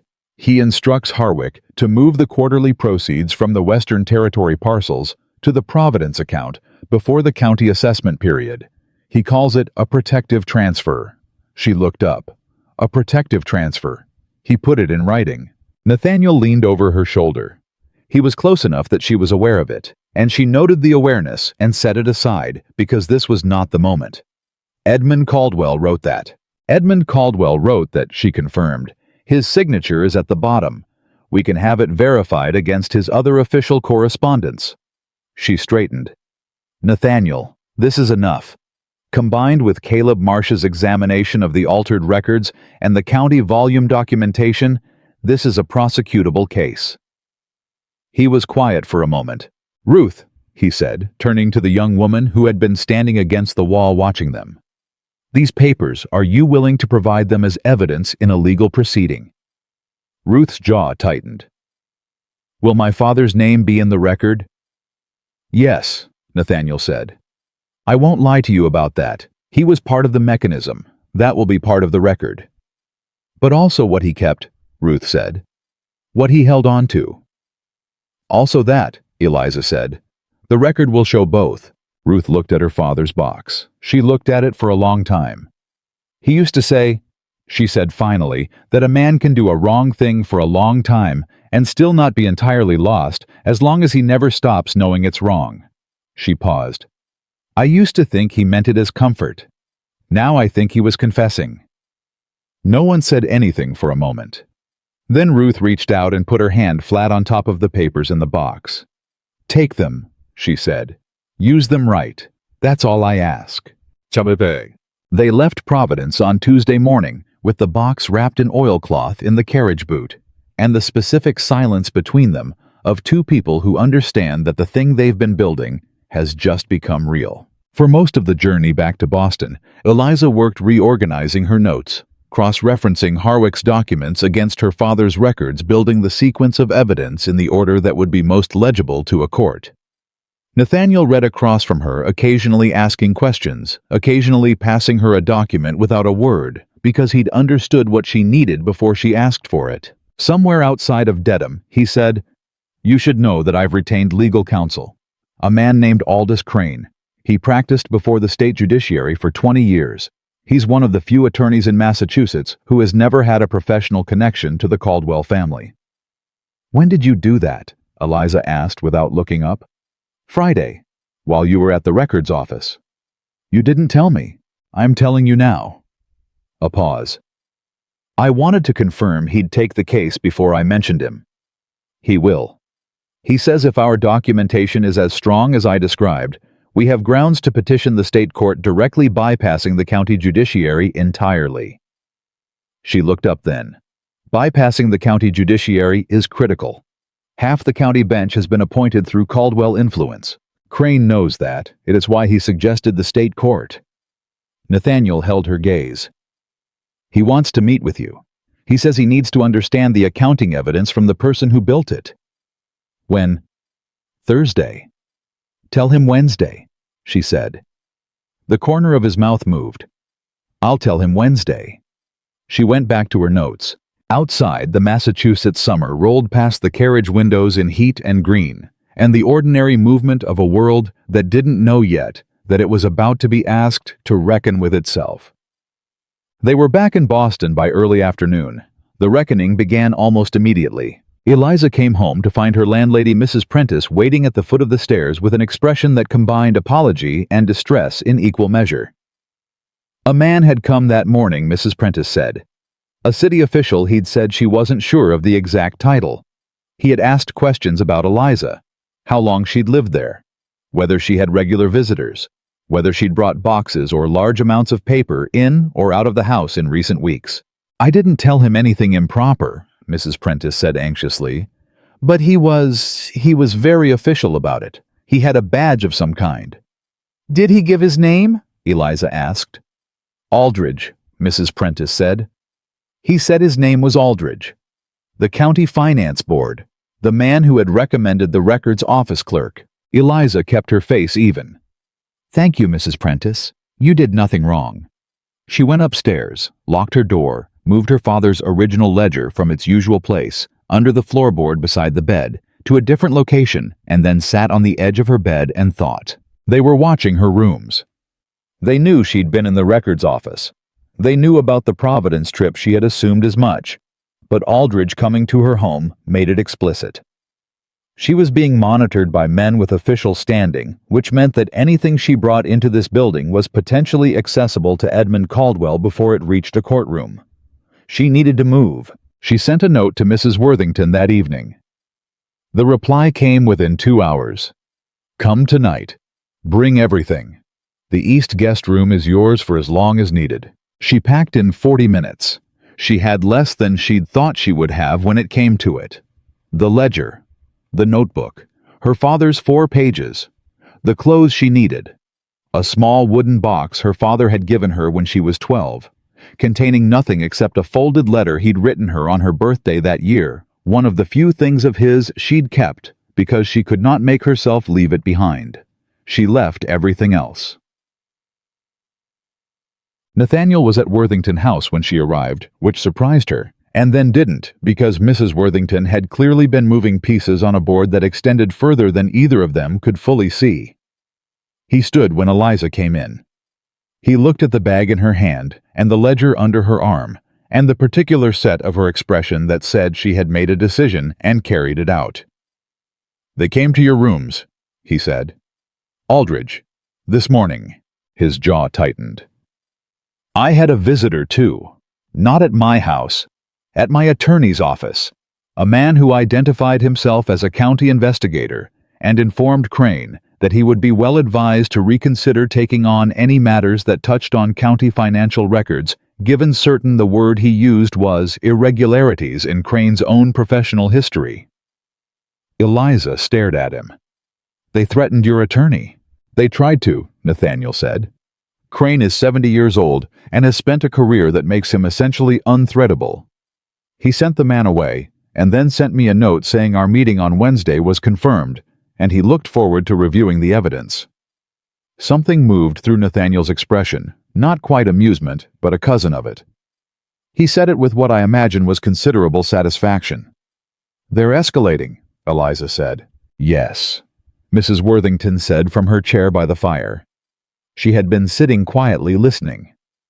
"Which means they've assessed your evidence and determined it's a serious threat. Frightened men who are confident in their position send quiet messages. Frightened men who are not confident send officials to landladies." She looked at Eliza. "You've shaken something loose, my dear. The question is whether you can hold what you have long enough to place it before the right court." "We have everything," Eliza said. She set her bag down and opened the ledger, the notebook, the Harwick documents, still in their oilcloth wrapping. The altered records, the Harwick papers, Caldwell's own letters directing the fund movements, Caleb Marsh's preliminary findings on the document alterations. She looked at Mrs. Worthington. "If Crane can get this before the state court, we have a case." "He can," Mrs. Worthington said. "The question is timing. How long to file?" Nathaniel asked. Crane said 2 weeks to prepare the petition. "The state court sits in September. If we file before end of August, we're on the docket." Mrs. Worthington looked between them. "That is 5 weeks. 5 weeks in which the Caldwell family will do everything in their power to compromise the evidence, the witnesses, and anyone associated with the case." She paused. "We need to be prepared for that." None of them said what they were all thinking, that 5 weeks was a long time for frightened people with resources to work with. They had 11 days. 11 days of preparation of Eliza and Crane at the long table in the Worthington Library, going through every document in sequence, building the legal argument with the same precision her father had applied to his accounting. 11 days of Nathaniel running quiet interference, meeting with the men on his estate, securing the Western Territory records from the other end of the operation, quietly making clear to the members of the Boston merchant class who were watching this situation that the Blackwood family's position was not going to shift. 11 days in which Seraphina Caldwell was almost entirely silent, which Eliza noted and did not trust. Silence from Seraphina was not absence. Silence was preparation. On the 12th day, the first of it arrived. Crane called them to his office at 8 in the morning, both of them, the note said, and said nothing else. When they arrived, he was standing at his desk with 3 documents in front of him, and the expression of a man who has been in this business long enough to not be surprised, but is slightly surprised. "They've filed first," he said. Eliza sat down. Nathaniel did not. "Filed what?" Nathaniel said. "A complaint with the state court, against you." Crane looked at Eliza. "And against you, Miss Hartwell." He pushed the 3 documents across the desk. "Edmund Caldwell is alleging that the 2 of you have engaged in a coordinated effort to defraud him by fabricating county financial records, forging documents to be attributed to his private correspondence, and conspiring to damage his commercial standing through the deliberate spreading of false accusations." The room was very quiet. Eliza picked up the first document. She read the first page. Her face was still. Her chest felt like something had been placed on it. Not panic, not collapse, but the specific weight of a thing you knew was coming, and that still lands differently when it arrives. "Forged," she said. "He's calling them forged." "He is. He altered the records. He's accusing us of forging them." "Yes," Crane said. "He's also, and I want you to be prepared for this, Miss Hartwell, he's also submitted an affidavit from a colleague of your father's, a man named Pemberton who served as deputy magistrate under your father. The affidavit alleges that your father was himself under investigation for financial misconduct at the time of his death." Eliza went absolutely still. "That is a lie," she said. Her voice was flat, completely flat. "I believe you," Crane said. but it will need to be answered. They're attempting to pre-discredit the source of your evidence by discrediting its origin. Pemberton. Nathaniel said the name like he was tasting something bad. Was Pemberton the deputy who replaced your father? No, Eliza said. She was going through her memory rapidly. Her father's case notes, the names that appeared in the records, the people her father had mentioned. Pemberton left the magistrate's office in 1816. My father noted it. Pemberton resigned without notice. I always thought it was unusual. She looked at Crane. When did Pemberton go to work for Edmund Caldwell? Crane's expression shifted. You think he did? I think a man who resigns suddenly from the magistrate's office and then appears 3 years later, signing an affidavit on Edmund Caldwell's behalf. Yes, I think so. She looked at Nathaniel. We need to find out where Pemberton has been working since 1816. My man in Providence can. Not Providence. Here. Start with the Caldwell estate records. If Pemberton has been receiving payment from Caldwell since 1816, that payment is somewhere in the accounts. She turned to Crane. Can you get us time? I can file a response that buys us 3 weeks before the complaint is heard, Crane said. But I need to be honest with you both, this changes the posture of the case significantly. We were the ones bringing evidence forward. Now we're also defending against accusations. The court will be weighing both simultaneously. What do we need to prove the complaint is false? Nathaniel asked. We need to demonstrate that the documents are genuine, not fabricated. Caleb Marsh's examination will help with that. We need to demonstrate that Pemberton is a compromised witness, and we need... Crane paused, and the pause had weight. We need to be prepared for them to produce witnesses at the hearing who will testify to things that aren't true. Fake witnesses, Eliza said. It has happened before in cases of this kind, Crane said carefully. People with sufficient motivation can be found to say most things. Eliza looked at the document in her hands. The complaint filed against her and her father's memory, and the 20 years of careful, honest work that her father had given to a county that had let him be killed for finding out what it was hiding. She set the document down. All right, she said. Then we answer it. Yet, the 3 weeks that followed were the hardest of her life. Not because the work was difficult. The work was the thing that kept her upright, kept her moving, kept her from the specific darkness that came in the small hours when she lay awake in the Worthington guest room and felt the full weight of what had been put in motion. The work was the structure she held on to. What was hard was the rest of it. The complaint had been made public. Not officially, the court proceedings were not yet open, but the fact of it had moved through Boston's drawing rooms with the speed that only damaging information travels. The story it told was simple and devastating. Eliza Hartwell, penniless daughter of a magistrate of questionable conduct, had manipulated Nathaniel Blackwood through some combination of manufactured evidence and personal influence, and the two of them together had fabricated a conspiracy against one of Boston's most respected families. It was a better story than the truth. Simpler, more satisfying to the people who had never liked the look of Eliza Hartwell in her gray dress, reading a ledger in a ballroom. She heard it in the streets. She heard it in the change of expression on shopkeepers' faces. She heard it in the silence that fell when she walked into a room. She did not break, but she came close on a Thursday evening, 3 weeks into it, when she was in the Worthington Library alone, and she opened her father's ledger to a page he had annotated in the margins. Small notations in his careful handwriting, cross-references to other volumes, the working language of a man who thought on paper the way other men thought aloud.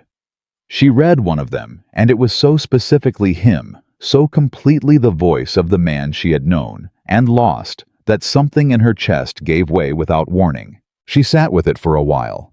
She did not try to stop it. Her father had taught her that feelings were information too, and the information this feeling carried was, you miss him, and this is hard, and both of those things are true, and neither of them is a reason to stop. She closed the ledger. She wiped her face. She went back to work. Nathaniel found her there at 9 o'clock. He came with two things: a cup of tea that Mrs. Worthington's housekeeper had sent, and news that arrived on his face before he said a word. "Pemberton," she said immediately. "Yes." He sat across from her and put the tea in front of her. "He has been receiving quarterly payments from a business entity connected to the Caldwell estate since January of 1817. My attorney found the payment records in the accounts my father's estate manager held copies of. There was a shared account for the joint venture that Caldwell apparently forgot we had copies of." He paused. "Pemberton's been on their payroll for 2.5 years. He didn't just sign an affidavit. He was recruited and maintained. Crane can use that," Eliza said immediately. "Crane already knows. I sent him a message this afternoon." He looked at her, the direct look, the one that had become familiar enough to her now that she knew its weight. "Are you all right?" "I was a moment ago," she said. "I'm better now." He didn't push past that. He understood she had come to realize that better now was not a dismissal.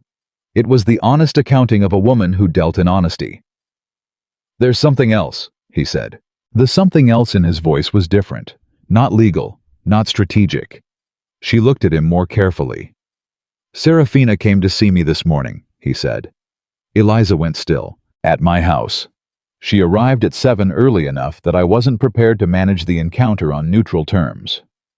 He looked at the table. "She told me she said that the evidence is going to be ruled inadmissible, that the judge assigned to the state court hearing is a man named Farrow, who spent 12 years in legal partnership with Edmund Caldwell before being appointed to the bench." Eliza stared at him. "Farrow," she said. "The state court judge is Farrow." "Yes, and no one knew this before now. The appointment was made 6 months ago, before any of this began." Nathaniel's voice was controlled, but underneath it something was working. "It may be coincidence." "It is not coincidence," Eliza said flatly. "They didn't file the counter-complaint because they were afraid of the evidence. They filed it because they already knew which judge would hear it." She felt the shape of it settle in the cold, comprehensive architecture of what had been built against them. This was the plan all along. Serafina wasn't recalibrating that night at the ball. She was waiting for us to build the case far enough that it had to come before a court. Their court. "That's what she told me," Nathaniel said. "She came to tell me because—" He stopped. "Because she wanted you to walk away," Eliza said. "She came to give you an exit before the hearing. She knew I wouldn't take one, so she came to you." "Yes." "What did you tell her?" He looked at Eliza across the table, across the ledger and the notebooks, and the 3 weeks of work, and the months before that, and all the accumulated weight of what two people build when they are fighting for the same thing from opposite ends of the same loss. "I told her," he said, "that I had never in my life made a decision I was less willing to reverse." The silence in the room was complete for a moment. "Nathaniel." She said his name, and it came out differently than she meant it, more direct, more plain, carrying more of what it actually meant. She corrected it by continuing immediately. "If Farrow rules against us, we lose the case.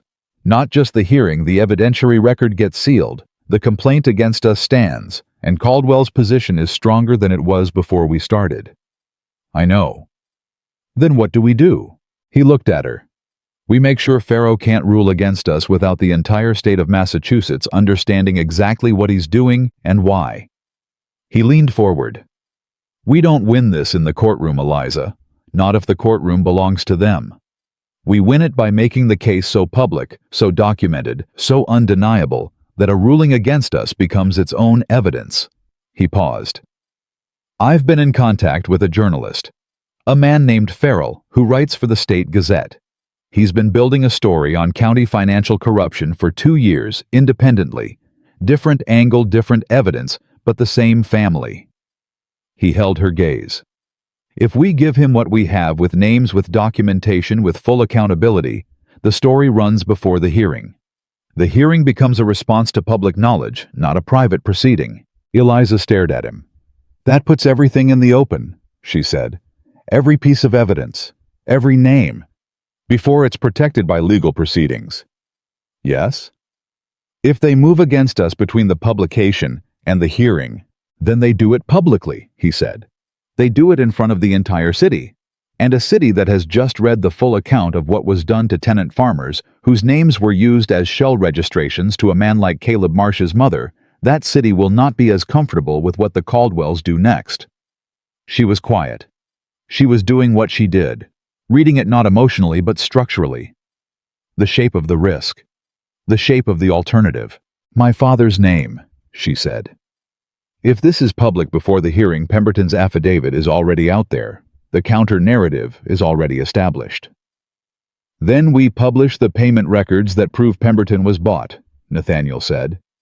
We publish everything, all of it. We go into that courtroom with nothing left to hide because we've already made hiding useless. She looked at him for a long time. He was right. She knew he was right. But she also knew what it meant, the absolute exposure of it, the way there would be no managed reveal, no protected strategy, no careful sequence. Just everything laid out for a city that had already decided it didn't like her to do with what it would. Your reputation, she said. Associating yourself publicly with this with me before it's resolved is worth nothing compared to resolving it, he said. He said it simply without drama, the way he said things that he had clearly decided thoroughly before he said them. My reputation in this city was built on a foundation I now know was partially stolen from. I would rather lose it telling the truth than keep it telling the lie. She breathed. She thought about her father at 4 a.m, sitting at the kitchen table with nothing but his own integrity and the conviction that the truth had to go somewhere. All right, she said. All right. Contact Farrell. Tell him we'll meet him Thursday. She picked up her pen. And I'm going to write out every piece of evidence we have in the clearest possible sequence tonight, so when he sees it, he understands exactly what he's looking at and can't misrepresent it, even accidentally. Tonight, Nathaniel said. He looked at the stack of work already in front of her, and the hour nearly 10 o'clock, and said nothing about either. Tonight, she confirmed. He stood. He took the empty teacup. He looked at her once more, not the strategic look, not the careful accounting of alliance and risk. Something else. Something that had been developing for weeks in the small margins of shared work and honest exchanges, and the particular kind of closeness that comes from fighting the same battle on the same side from the same table. He didn't name it. Neither did she. They were not at a place where naming it was the right action, but it was there in the room, and both of them knew it. I'll be in the morning room if you need anything, he said. Go to sleep, she said. I'll be fine. I know you'll be fine, he said. I'll be in the morning room. He left. She picked up her pen and pulled the first document toward her and started writing. And outside the windows of the Worthington house, Boston slept its comfortable summer sleep unknowing. And in a house on Beacon Hill, Eliza had no doubt Edmund Caldwell was also awake, also planning, also reaching for what he had always assumed was his to keep. She wrote faster. She thought been preparing for this her whole life. Every column of numbers her father had taught her to read. Every discrepancy she had trained herself to find. Every year of being underestimated, overlooked, dismissed as the wrong kind of person in the wrong kind of room. She was the magistrate's daughter. She had her father's ledger and his evidence and his name. And tomorrow, the city of Boston was going to start learning what he had known. The story ran on a Friday. Eliza knew the moment it hit the streets because she heard it, not the paper itself, but the city's response to it. The particular change in the sound of Boston when something has shifted that cannot be unshifted. Voices carrying differently. Footsteps with a different urgency. The specific quality of a city that has just been told something it cannot unknow. Farrell had done his work well. Better than well. The piece ran 4 full columns in the State Gazette under the headline, Financial Corruption in the County Records, a 6-year pattern of land fraud and the death of the man who found it. It named names. It cited documents. It included the specific dollar figures from the altered records, the Providence account connections, and most critically, most publicly, the fact that Thomas Aldridge of the County Finance Board had been systematically funneling case-sensitive information to the Caldwell estate during an active investigation. It named Edmund Caldwell 14 times. It named Serafina Caldwell twice, once in connection with the social campaign against Eliza, once in connection with the warning delivered to Nathaniel about Judge Farrow. It named Judge Farrow once in the final paragraph, with a single devastating sentence noting that the presiding judge for the upcoming state court hearing had spent 12 years in legal partnership with the primary subject of the investigation. That sentence, Eliza thought when she read it, was the one that would do the most damage.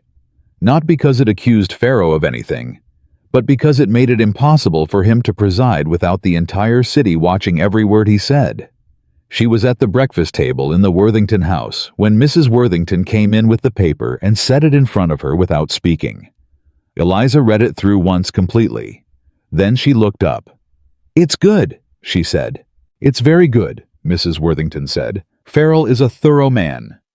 She poured herself tea and sat down. "Edmund Caldwell will have read it by 7 o'clock. Possibly earlier. He likely has someone watching the Gazette's print run." She looked at Eliza directly.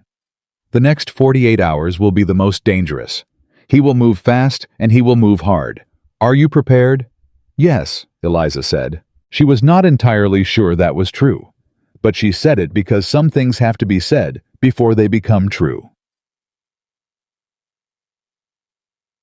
Nathaniel arrived at 8. He came through the front door with the paper under his arm and the expression of a man who has passed a point he cannot return from and has made his peace with it. He sat across from Eliza at the breakfast table, and they looked at each other for a moment, without speaking, the way people look at each other when they've done something together that is either very right or very consequential, and are waiting to find out which. "It's done," he said. "It's done," she agreed. "Crane sent a message this morning. Judge Farrow has already submitted a request to the state court to have himself recused from the hearing." Eliza stared at him. "Already? By 7:15 this morning." Something moved through Nathaniel's expression. Not triumph, because he wasn't a man who wore triumph comfortably, but the careful acknowledgement of a thing going the right direction. The Gazette article made it impossible for him to stay on the case without it looking like exactly what it was. He moved before anyone could formally challenge him. "Who replaces him?" "The state court chief justice assigns a replacement. Crane says the most likely candidate is a man named Hargrove. He sat on the federal circuit before moving to the state bench. No connection to Boston's merchant families. No business history with Caldwell." He paused. "Crane called it the best possible outcome short of a confession." "A confession," Eliza said. "Don't hold your breath. No." He looked at the paper on the table. "But the public record is established now. Whatever Edmund Caldwell does in the next 48 hours, he does against the backdrop of 4 columns in the State Gazette. Every move he makes is going to be read through what people already know." "That was the point," Eliza said. "That was exactly the point." Edmund Caldwell's first move came at 10 o'clock that morning. Not through official channels, not through legal mechanisms, through Serafina. She arrived at the Worthington house in a carriage alone, which Eliza noted because Serafina never arrived anywhere unaccompanied by strategic advantage. The housekeeper brought the card up, and Mrs. Worthington read it, looked at Eliza and said, "Do you want to see her?" "Yes," Eliza said. "I'll be in the next room," Nathaniel said. "No," Eliza said. "You'll be in this room. I'm not having this conversation as if it's something to be managed privately." He looked at her for a moment, then nodded and stayed. Serafina came in, and she looked different. Not diminished exactly. But the quality of her composure had changed. The previous version of Serafina's composure had been the composure of someone operating from a position of complete confidence. This version was the composure of someone who had not slept and was performing control because she could not afford to let it slip. She looked at Eliza. She looked at Nathaniel. She sat down without being invited because she was Serafina Caldwell, and old habits were the last things to go. "My father wants to negotiate," she said. The silence that followed that sentence had a very specific quality. "Negotiate," Nathaniel said. "He is prepared to acknowledge certain irregularities in the county financial records. He is prepared to make financial restitution to the parties affected by those irregularities. He is prepared to step back from his public roles and positions. Serafina's voice was steady, professional, the voice of a woman delivering terms she did not design. In exchange, he asks that the court proceeding be resolved through a private settlement rather than a public hearing, that the documents be sealed, that the matter of George Hartwell be addressed quietly without public attribution. Eliza said nothing for a moment. She looked at Serafina, at the woman who had called her the wrong person through a servant's entrance, who had offered her money to disappear, who had watched her be publicly humiliated and calculated the precise angle of the blade. She looked at her and felt surprisingly almost nothing of what she might have expected to feel. Not vindication, not anger. Something quieter. The specific recognition of a person who has just revealed the full extent of what they were actually afraid of. "He's afraid of the public hearing," Eliza said. Serafina did not answer. "He can manage a private settlement. He cannot manage 4 days of public testimony in open court in front of a city that has already read the Gazette article with a judge who has no connection to his business history." Eliza looked at her steadily. "He's not offering to settle because he's repentant. He's offering to settle because he's calculated that a public hearing destroys not just his legal position, but everything else, the business relationships, the political standing, the social architecture you've both spent 20 years building." Serafina's composure held. Barely. "The offer is generous," she said, "by most measures." "The offer includes sealing the documents," Eliza said. "It includes burying my father's name inside a private settlement that no one will ever see. It includes calling what was done to him an irregularity." She kept her voice even. It cost her. "No, Eliza." Serafina began, and the use of her first name was deliberate, a recalibration toward intimacy that hadn't existed. "You have what you wanted. The records are public. The fraud is documented. A settlement gives you legal acknowledgement and financial remedy without the risk of a hearing that could still go wrong." "The hearing won't go wrong," Nathaniel said. "You don't know that," Serafina said sharply. The control slipped just fractionally, just for a second. "You don't know what my father can still produce. You don't know what witnesses he has access to. You don't know—" "We know about Pemberton," Eliza said. Serafina stopped. "We know about the quarterly payments since January of 1817. We have the payment records. Crane has already filed them as supplementary evidence." She watched Serafina's face process that. "We know about Aldridge. We know about Harwick, what he was, what he kept, and why he kept it. We know about the shell registrations in tenant farmers' names." She paused. "We know everything your father did, Miss Caldwell. Not some of it, all of it." The room was completely still. Serafina looked at her for a long moment. Something moved behind her eyes. Not defeat yet, but the first real acknowledgement that defeat was a territory she might be entering. "If my father goes before that court," she said quietly, "he will not be the only one whose life ends." "I know," Eliza said. "I'm sorry for that part, genuinely." She meant it, and the fact that she meant it was visible in her voice because she had never been a woman who performed feelings she didn't have. "But I cannot give your father the ability to bury my father's name in exchange for avoiding consequences. I can't do it. Not for any price you could name." Serafina looked at her for a long moment. Then she stood. She smoothed her skirt. She picked up her gloves. Every movement was controlled precise, the body memory of a woman who had trained herself to show nothing. At the door, she stopped. "For what it's worth," she said without turning around, "I never believed the fever story. About your father."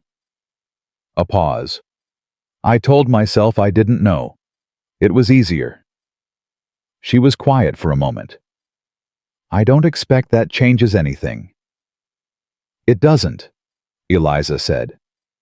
"But I heard it." Serafina left. The door closed. Nathaniel looked at Eliza. She was looking at the door where Serafina had been, and she was very still, and there was something happening in her face that she was allowing to happen because she trusted by now that he would read it correctly and not require her to explain it. He did not require her to explain it. "The hearing is in 6 days," he said. "6 days," she said. She picked up her pen. The 6 days moved like water over stone, constant wearing, reshaping everything they touched. On the first day, 3 of Edmund Caldwell's business partners quietly withdrew their names from a joint commercial petition they had been circulating. The withdrawal was not public, but in Boston, nothing stayed private. On the second day, a group of tenant farmers from the Western Territory, 7 men and 2 women people, whose names or relatives' names had appeared in the Shell registration records, arrived in Boston and presented themselves to Crane's office. They had read the Gazette article. They had talked among themselves. They wanted their testimony included. Crane stayed up until 2 in the morning taking their statements. Eliza met them briefly in the corridor outside Crane's office. A woman named Martha, older gray-haired with hands that showed 30 years of farming, looked at Eliza and said, "Your father came out to the Western Territory once, when my husband disputed a land tax. Your father listened to him for 2 hours and then filed a formal review." She paused. "Nobody else ever did that." Eliza pressed the woman's hand and did not trust herself to say much. "He knew what was right," she managed. "So do you," Martha said, "or you wouldn't be standing here." On the third day, Pemberton recanted. It happened through Crane, a letter delivered to his office stating that the affidavit Pemberton had signed had been prepared under duress and that he wished to withdraw it. He did not elaborate on the nature of the duress. He did not need to. The withdrawal was the thing that mattered. Crane sent Eliza a note. "Pemberton has recanted. File that under Providence." She filed it under her father. On the fourth day, Edmund Caldwell's attorney requested a meeting with Crane and asked again about the possibility of settlement. Crane listened to the full proposal, thanked them for their time, and declined. He sent Eliza and Nathaniel a brief account of the meeting that concluded, "They are out of moves. They know it. We proceed." On the 5th day, Nathaniel came to find Eliza in the Worthington Library at mid-morning. She looked up from the document she was reviewing and read his face immediately. "What happened?" she said. "My estate manager sent word from the Western Territory," he said. He sat down across from her. His voice was careful, in the way it got when he was managing something significant. "The operations out there, the Caldwell-Blackwood joint operations. 3 of the site supervisors have come forward voluntarily. They kept their own records. Operational records that the Caldwell management never knew about. They kept them because they were worried about being blamed if anything went wrong." He laid a folded letter on the table. "They have 4 years of true revenue figures, not the altered figures, the real ones." Eliza stared at the letter. "The actual revenue," she said. "Every quarter, written down at the time, in the hand of men who had no idea they were building an evidence trail, they were just protecting themselves." He looked at her. "It's the operational confirmation of everything in the county records. The numbers match. They're real figures against the altered county figures." She put her hand flat on the table. She kneaded the surface for a moment. "How much?" she said. "Total, across the full period." "Crane is calculating it. His preliminary estimate is north of $60,000. He paused. "Over 6 years. Across the county. $60,000. Enough to ruin families. Enough to build an empire on other people's losses. Enough to be worth killing a careful, honest magistrate over. Send it to Crane today," she said. "This changes the scale of what the court is looking at. This isn't just the Boston County records.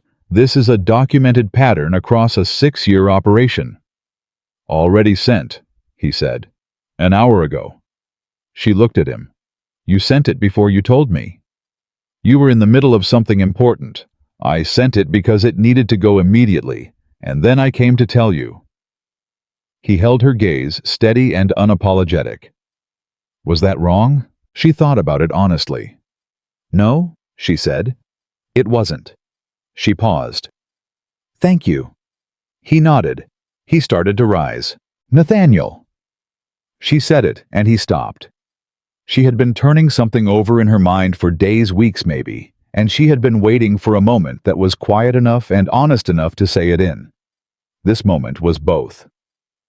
What you said to Serafina. That you'd never been less willing to reverse a decision. She looked at the table. You could have walked away, at any point.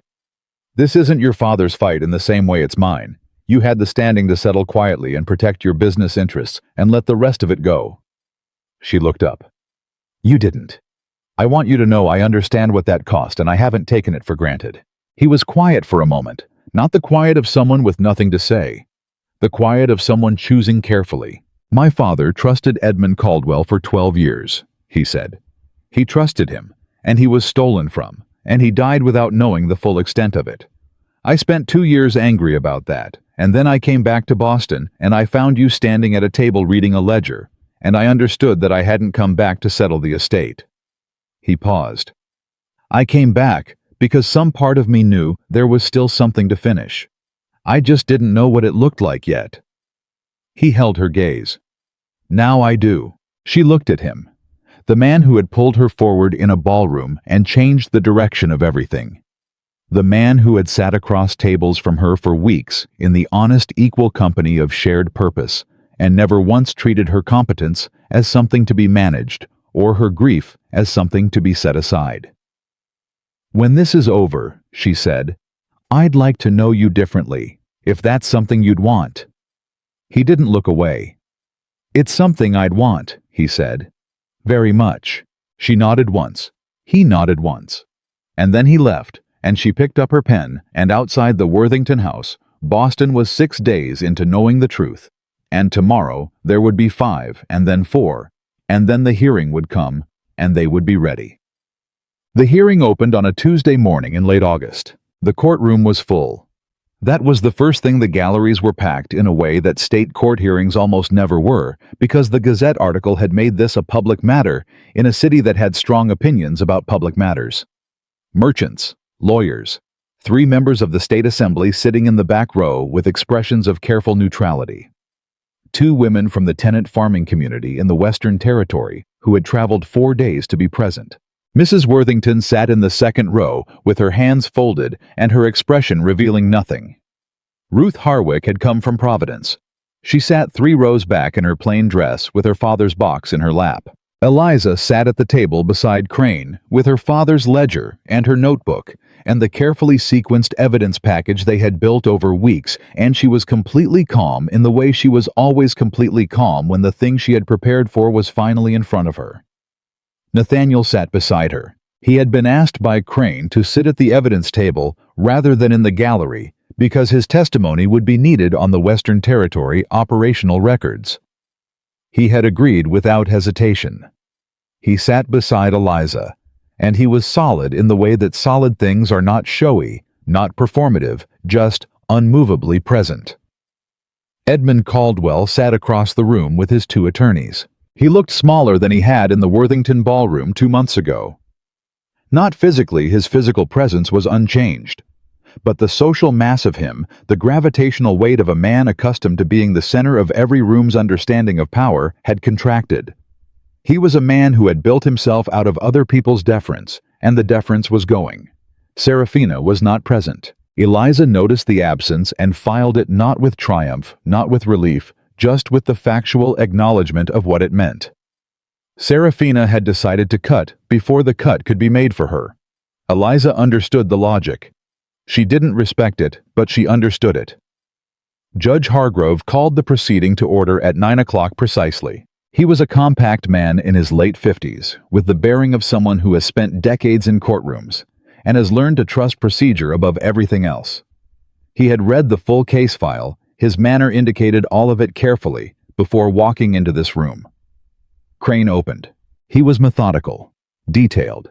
He laid the evidence in sequence, the county record alterations, Caleb Marsh's document examination affidavit, George Hartwell's original records, and the copies held by Mrs. Worthington, the Harwick papers, Edmund Caldwell's 4 letters directing the fund movements, the operational records from the Western Territory, supervisors, the Pemberton payment records, and his subsequent recantation, the shell registrations, in tenant farmers' names. He presented each element with the care of a man who has spent 20 years understanding that courts respond to precision, not passion. It took 2 hours. Edmund Caldwell's attorneys objected 14 times. Judge Hargrove sustained 2 of the objections on narrow procedural grounds that affected nothing material and overruled 12. At 11 o'clock, Crane called Eliza. She took the stand. She settled her hands in her lap. No ledger, she had memorized everything she needed. And she looked at Judge Hargrove, not at the gallery, not at Edmund Caldwell, not at Nathaniel sitting at the evidence table with his eyes on her. Crane walked her through the accounting evidence. She answered in the same voice she had used at the records office at the Worthington table in every conversation she had had about these numbers for 14 months. Clear, specific, without performance.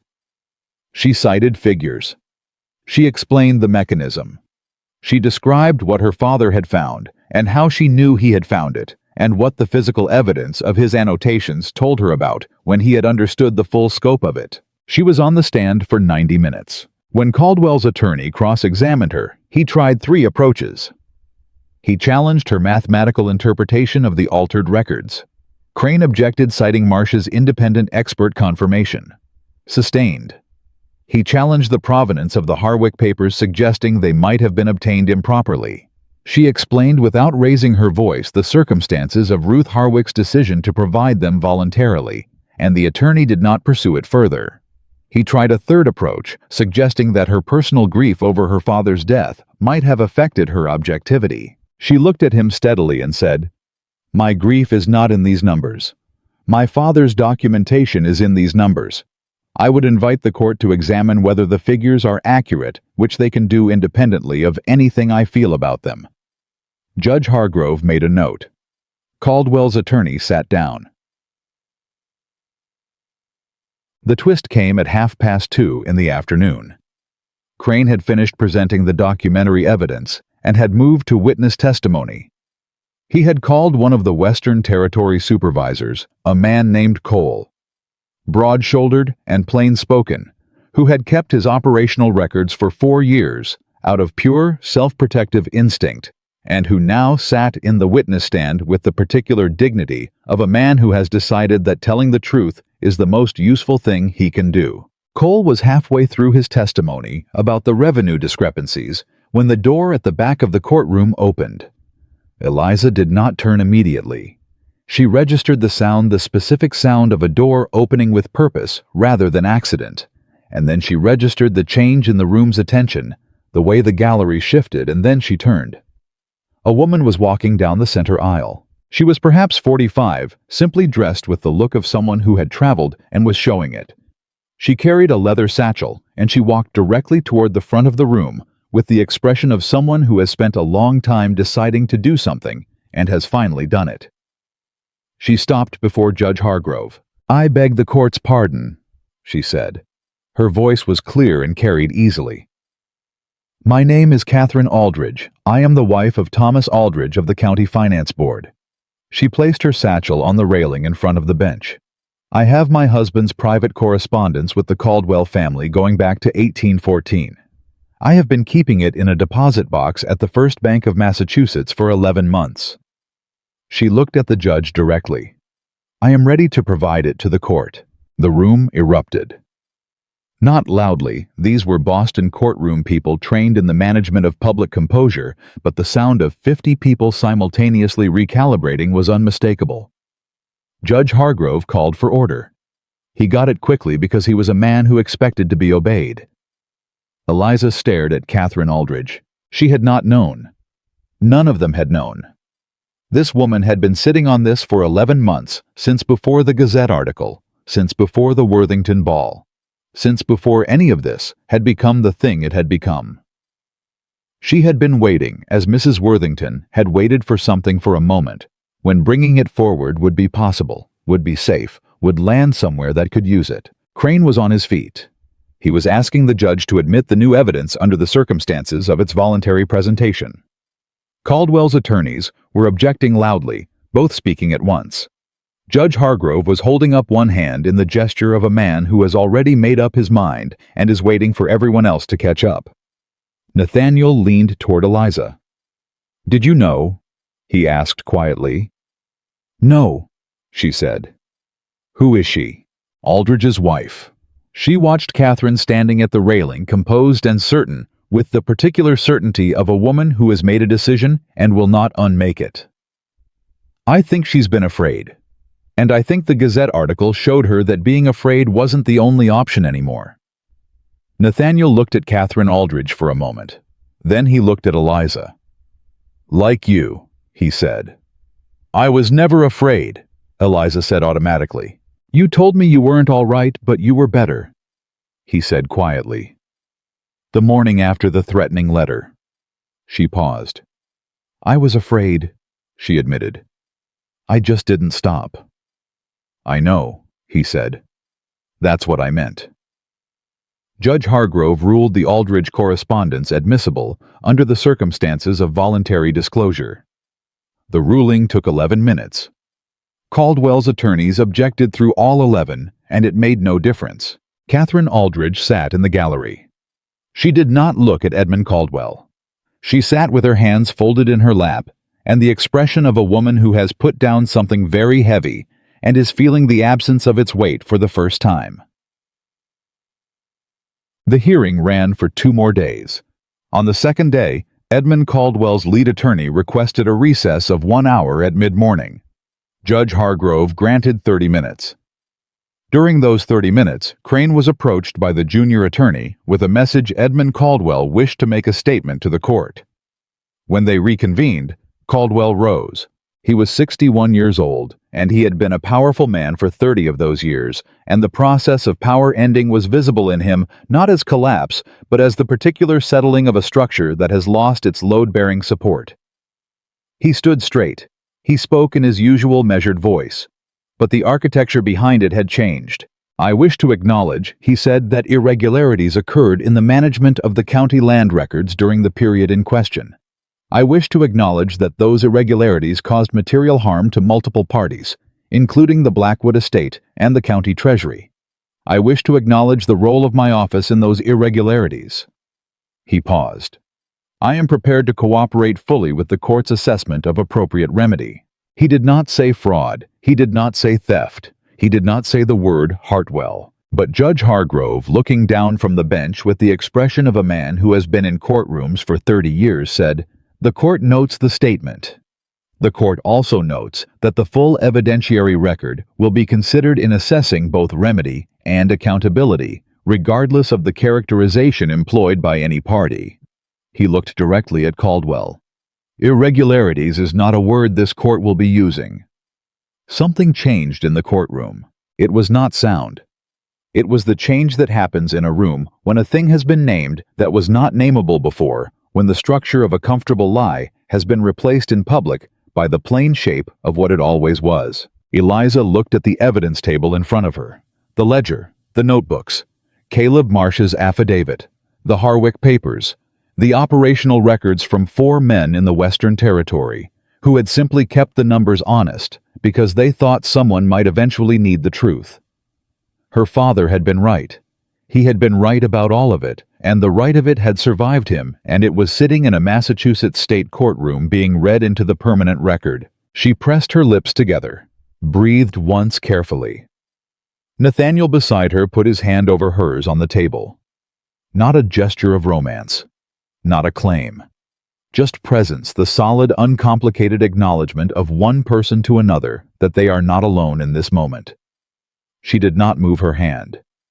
She let herself be not alone for exactly that moment. Then she straightened, picked up her pen, and kept her record as the court continued. Judge Hargrove issued his preliminary findings on the 3rd morning. The county land records had been systematically altered. The alterations constituted deliberate financial fraud against the county, the Blackwood estate, and multiple tenant farming families whose names had been used without their knowledge or consent. The Caldwell family's commercial operations had generated and concealed revenue through a documented network of accounts. Thomas Harwick had served as a knowing participant. Thomas Aldridge had served as a knowing participant. The fraud had been ongoing for no fewer than 6 years, and possibly longer. George Hartwell County Magistrate had identified the core mechanism of the fraud and documented it with accuracy and integrity. His records were entered into the permanent court record as primary evidence. His name was stated in the finding 4 times. 4 times. Eliza counted them. Crane leaned over and said quietly, "That's not standard. Hargrove did that deliberately." "I know," she said. The financial remedy would be calculated, and a full hearing on civil liability scheduled. Criminal referrals for Edmund Caldwell and Thomas Aldridge were forwarded to the state attorney's office. Judge Hargrove recommended a full review of all county judicial appointments made under Edmund Caldwell's influence over the prior 10 years. Edmund Caldwell left the courtroom without speaking. He did not look at Eliza. She noticed, and then she decided it didn't matter. What mattered was the permanent record, the numbers in it, the name at the top of the evidence column. George Hartwell, Magistrate. Mrs. Worthington appeared at her shoulder as the room began to empty. The old woman said nothing for a moment. She simply stood beside Eliza and looked at the bench where Judge Hargrove's finding lay, entered and irrevocable. "He would have been proud," Mrs. Worthington said finally. "He would have been relieved," Eliza said. "He never wanted to be proud. He just wanted it to be right." "Yes," Mrs. Worthington said. "That was your father exactly." They stood together for a moment in the emptying courtroom, the old woman who had kept a dead man's papers for 2 years, and the daughter who had kept his ledger for 14 months, and the summer light coming through the high windows, and the permanent record sitting on the bench where it would not be moved. Nathaniel came and stood beside Eliza. He didn't say anything. He just stood there, the way he had been standing beside her in various rooms for 2 months, with the specific quality of a person who has decided where they are and is not going to be moved from it. The 3 of them stood there until the room was quiet. Then Eliza picked up the ledger, pressed it against her chest, the way she had the night she walked into the Worthington ballroom, and walked out into the Boston summer with her father's name in the permanent record, and the work finally, irrevocably, completely done. The morning after the hearing, Boston was different. Not visibly. Not in any way a stranger walking its streets would have noticed. The cobblestones were the same. The harbor smell was the same. The summer heat pressed down with the same indifferent weight it had carried since June.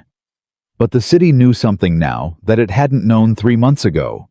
And knowledge changes the quality of a place, the way a season changes it gradually, then all at once, then permanently. Eliza felt it when she walked to the baker's on Wednesday morning, and the woman behind the counter looked at her directly and said, "I read the Gazette, Miss Hartwell, and nothing else, and it was enough." She felt it when she passed 2 men on State Street deep in conversation and caught the words, "County Records" and "Caldwell," and about time, without either of them knowing she was there to hear it. She felt it in the way the city was processing what it had learned, not with celebration, because Boston was not a city that celebrated, but with the particular civic reckoning of a place that had been shown the gap between what it believed about itself and what it actually was. She was not triumphant. She had expected to feel triumphant, and she did not. What she felt instead was something she didn't have an immediate name for, something vast and tired and quietly whole. The specific feeling she thought of having carried something for a very long time and set it down in the right place. She carried the ledger home from the baker's and sat at the kitchen table. The real kitchen table in her own rented rooms, which she had returned to the night before because the Worthington house had been necessary and she was grateful for it, but it was not hers, and she opened the ledger to the last page her father had written on. His handwriting. Specific and careful and entirely his. She put her hand flat on the page. "It's done, Papa," she said to the empty room and the summer morning and wherever her father was in the accounting of things. "You were right about all of it, and now everyone knows." The room was quiet.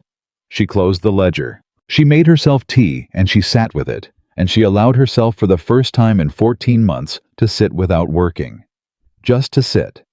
Just to be in the morning without the next task already assembled and waiting. It felt strange. It felt, she thought, like the first day of something she didn't have a name for yet. Crane sent a message at mid-morning. The state attorney's office had formally accepted the criminal referrals. Edmund Caldwell and Thomas Aldridge had both been notified that they were subjects of a criminal investigation. Caldwell had retained new counsel. His existing attorneys had withdrawn from the criminal matter, which was its own signal. The civil liability hearing would be scheduled for October.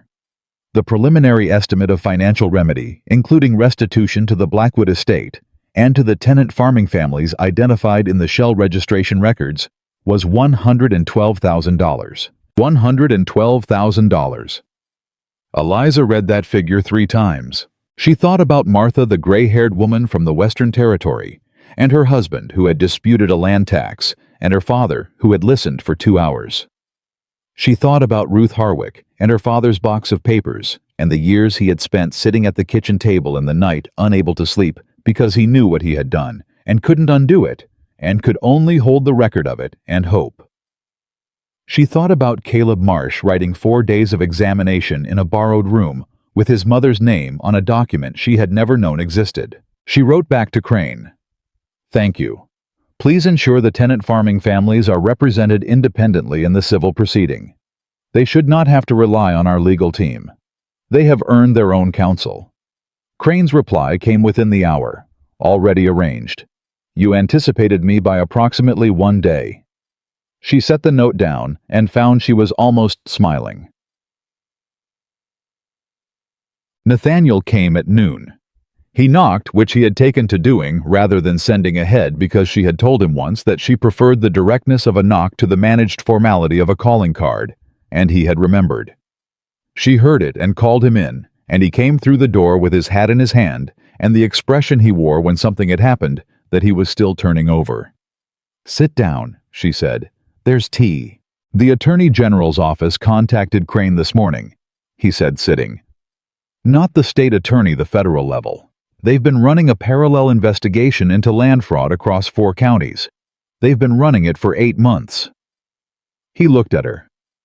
"Our case gave them the mechanism. They already had pieces from different angles. They couldn't connect them." Eliza set down her cup. "Until now. Until the Gazette article. Until the hearing record." He leaned forward slightly. "Eliza, the Caldwell operation wasn't limited to Boston County. The Attorney General's office has identified similar patterns in 3 adjacent counties. Different names, different managers, same mechanism." He paused. "Edmund Caldwell didn't build a local fraud. He built a system." She stared at him. "How many families?" she said. "They don't have the full count yet. Initial estimate, dozens of tenant farming families across the 4 counties. Possibly more." His voice was steady, but she could hear what was underneath it, the same thing she felt when she'd read the $112,000 figure. The specific weight of understanding that what they had found was larger than what they'd been looking for. "They're going to want to speak with you, and with me, and with Crane." "When?" "They've requested a meeting on Friday." "We'll be there," she said immediately. He looked at her, the direct look, the familiar one. "You don't need to be involved in this next phase. You've done what you set out to do. Your father's name is in the record. The Boston case is resolved." He paused, and it was clearly costing him something to say it. "You could step back now. Let the federal investigation proceed without you." She looked at him calmly. "Could you?" A beat. "No. Then we go on Friday together," she said. "And we finish what my father started." He was quiet for a moment. Then he nodded, once the definitive nod of a man who has said what needed saying and gotten the answer he expected and respected. "There's one more thing," he said. He reached into his coat and put a folded letter on the table. "This came to my house this morning, from Serafina." Eliza looked at the letter. She did not reach for it immediately. "What does it say?" "I haven't opened it," he said. "It's addressed to you."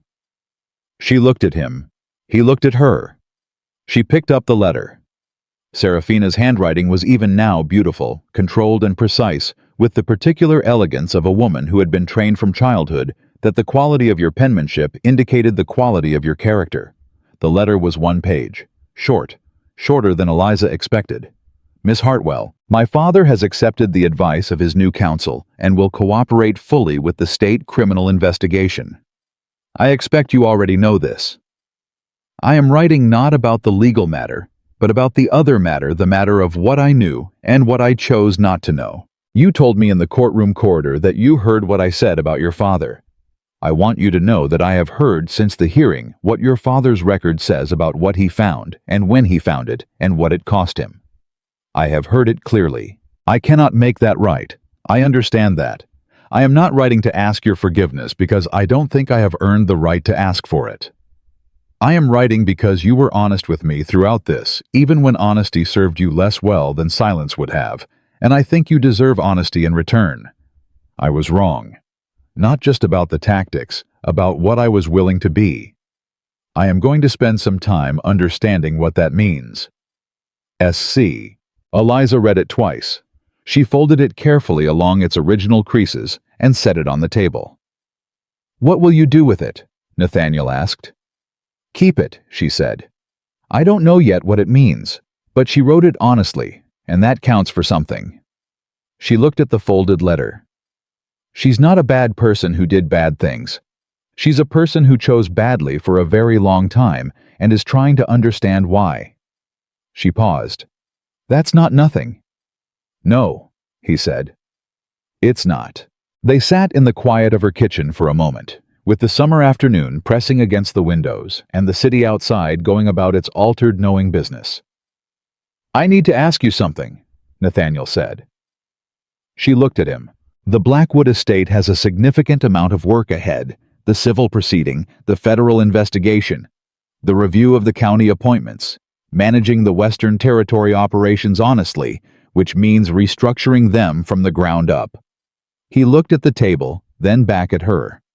I need someone who can do what you do, who reads numbers the way you read them and understands the mechanism of what was built and what it will take to dismantle it and rebuild it cleanly. He paused. I am asking if you would be willing to work with me formally, not in any capacity that diminishes what you've already done here, as a full partner in the financial reconstruction of the estate's operations. Another pause. With appropriate compensation and full professional standing. She looked at him for a long moment.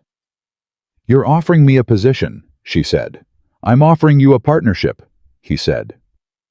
There was a distinction in his voice between the two words, deliberate, careful, the distinction of a man who had thought about exactly what he was offering and what he was not. Why, she said, not challenging, genuinely asking. She wanted to understand the shape of it. Because you're the most capable person I've encountered in this matter, or any matter in recent memory, he said. Because the work that needs to be done requires exactly what you have. And because... He stopped. He started again.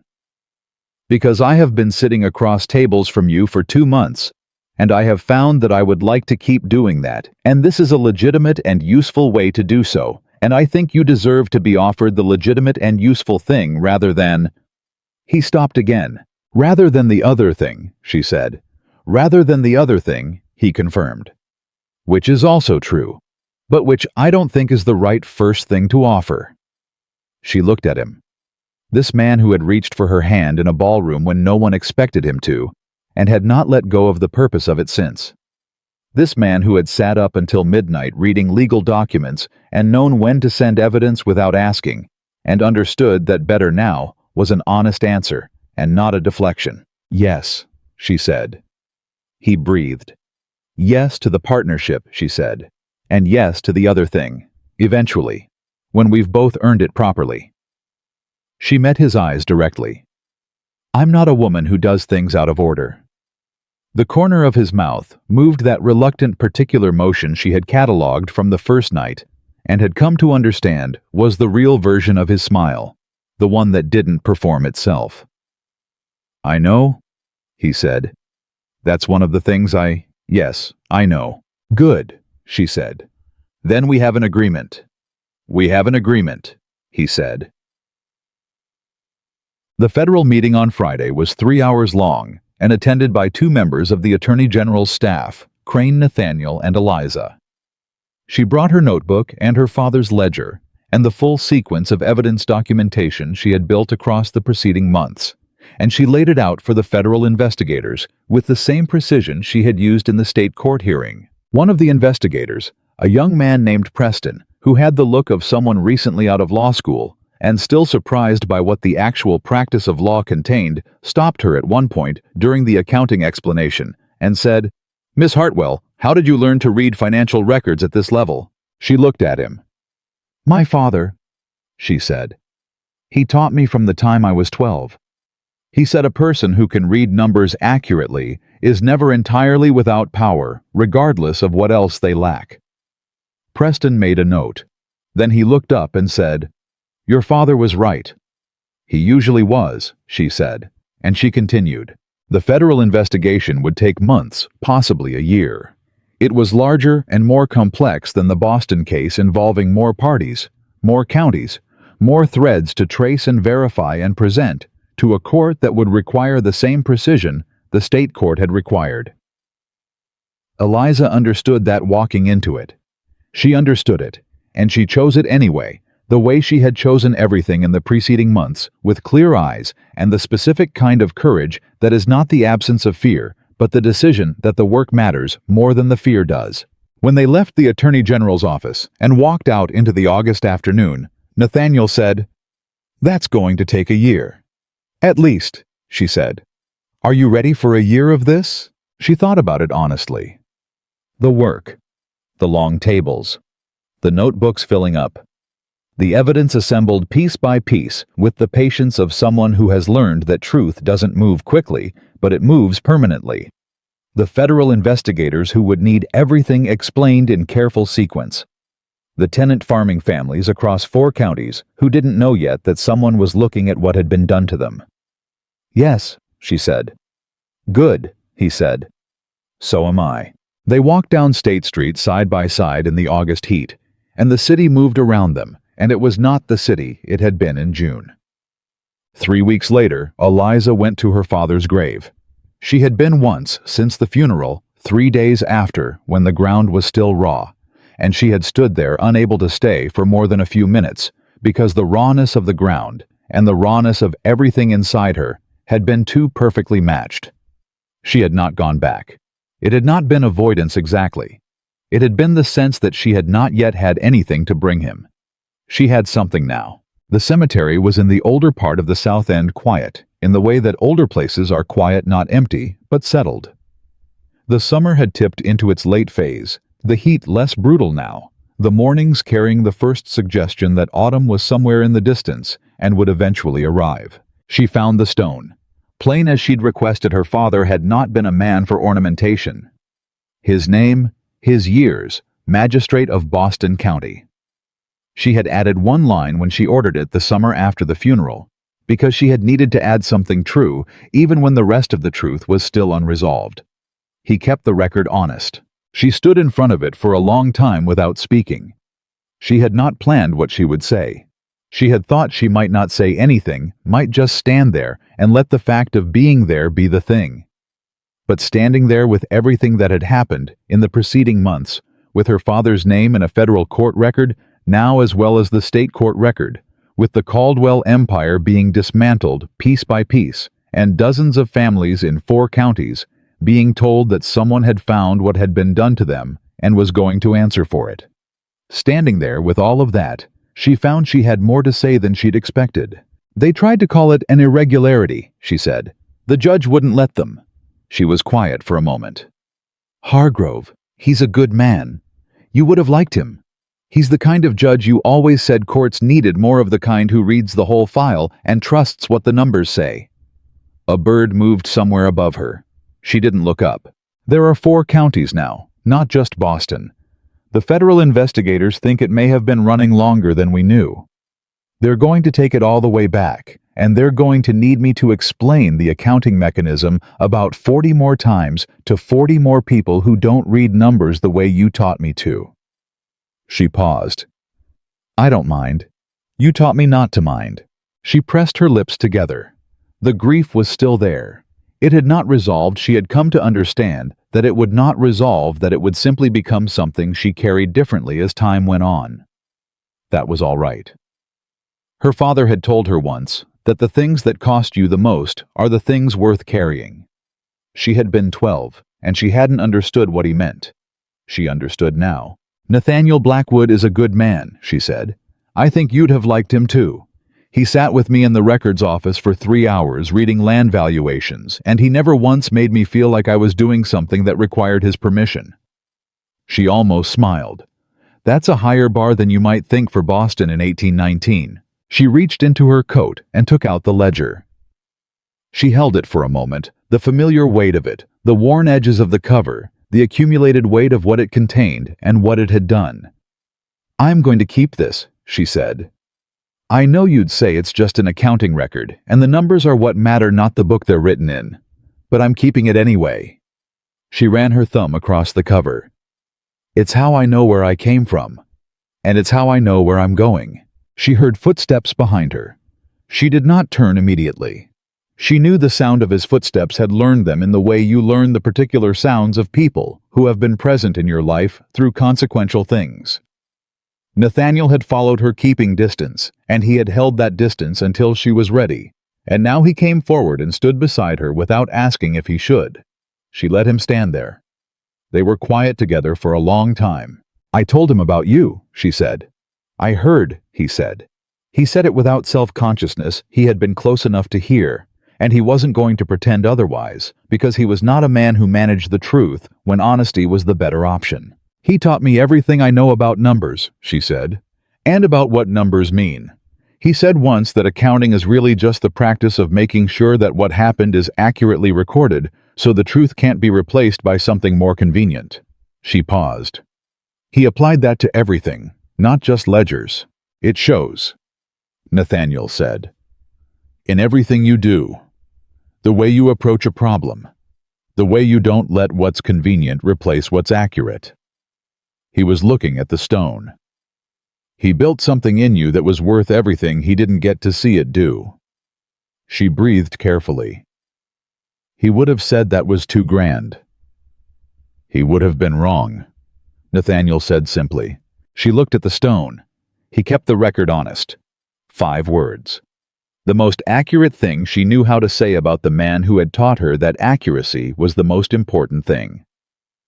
"I'm ready," she said. Not to Nathaniel specifically, to the morning, to her father, to whatever came next. "I know," Nathaniel said. The civil liability hearing in October went 12 days. Crane presented. Eliza testified twice, once on the accounting evidence, once on the federal investigation's findings, which by October had expanded to confirm the 4-county scope and identify 19 additional shell registration cases. The federal investigator, Preston, who had grown considerably less surprised by what the practice of law contained, sat in the gallery for both days of her testimony and took 40 pages of notes. The court awarded full restitution to the Blackwood estate. It awarded restitution to the tenant farming families identified in both the Boston County and the extended federal record. It ordered the dissolution of the joint Caldwell-Blackwood commercial arrangements and the transfer of the Western Territory operations to independent management pending a full operational audit.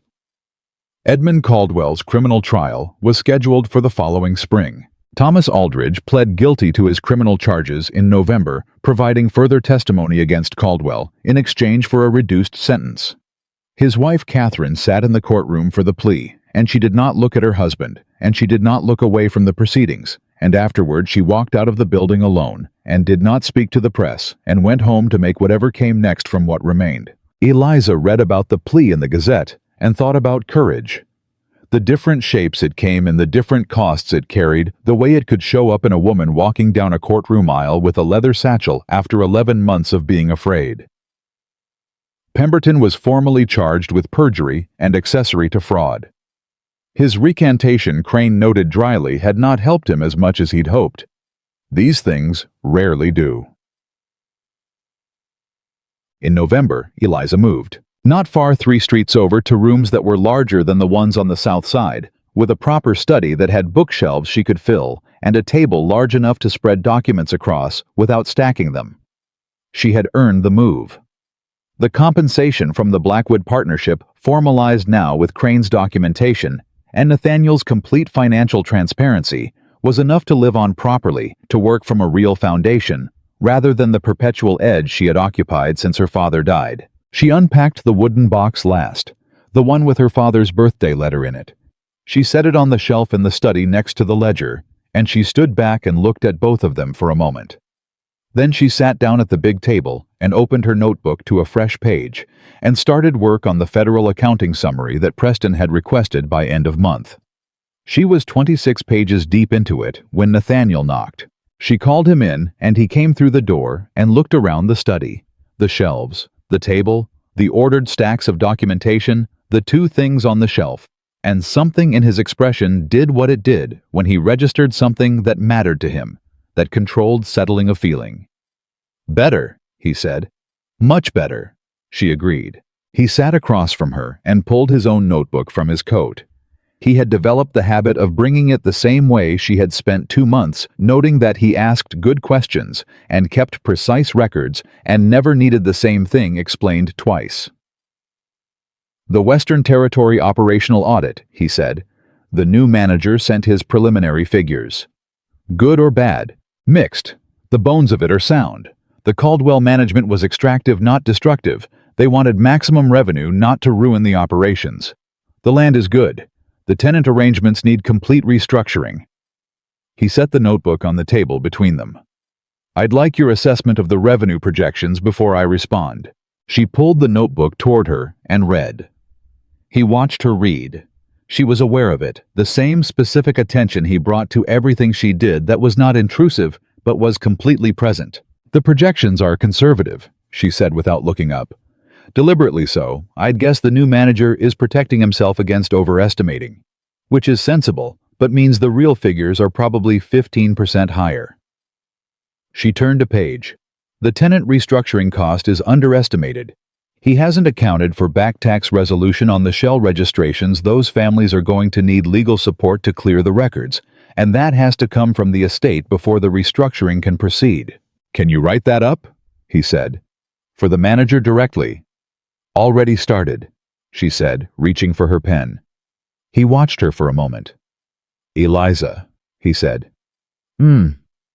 Look up." She looked up. He was looking at her with the expression that was not the strategic look, and not the careful alliance assessment, and not the controlled management of something felt. It was the plain one. The one that had been developing for months in the small margins, and had been named more or less in her kitchen in August, and had been present since then in every room they'd shared, without requiring further naming.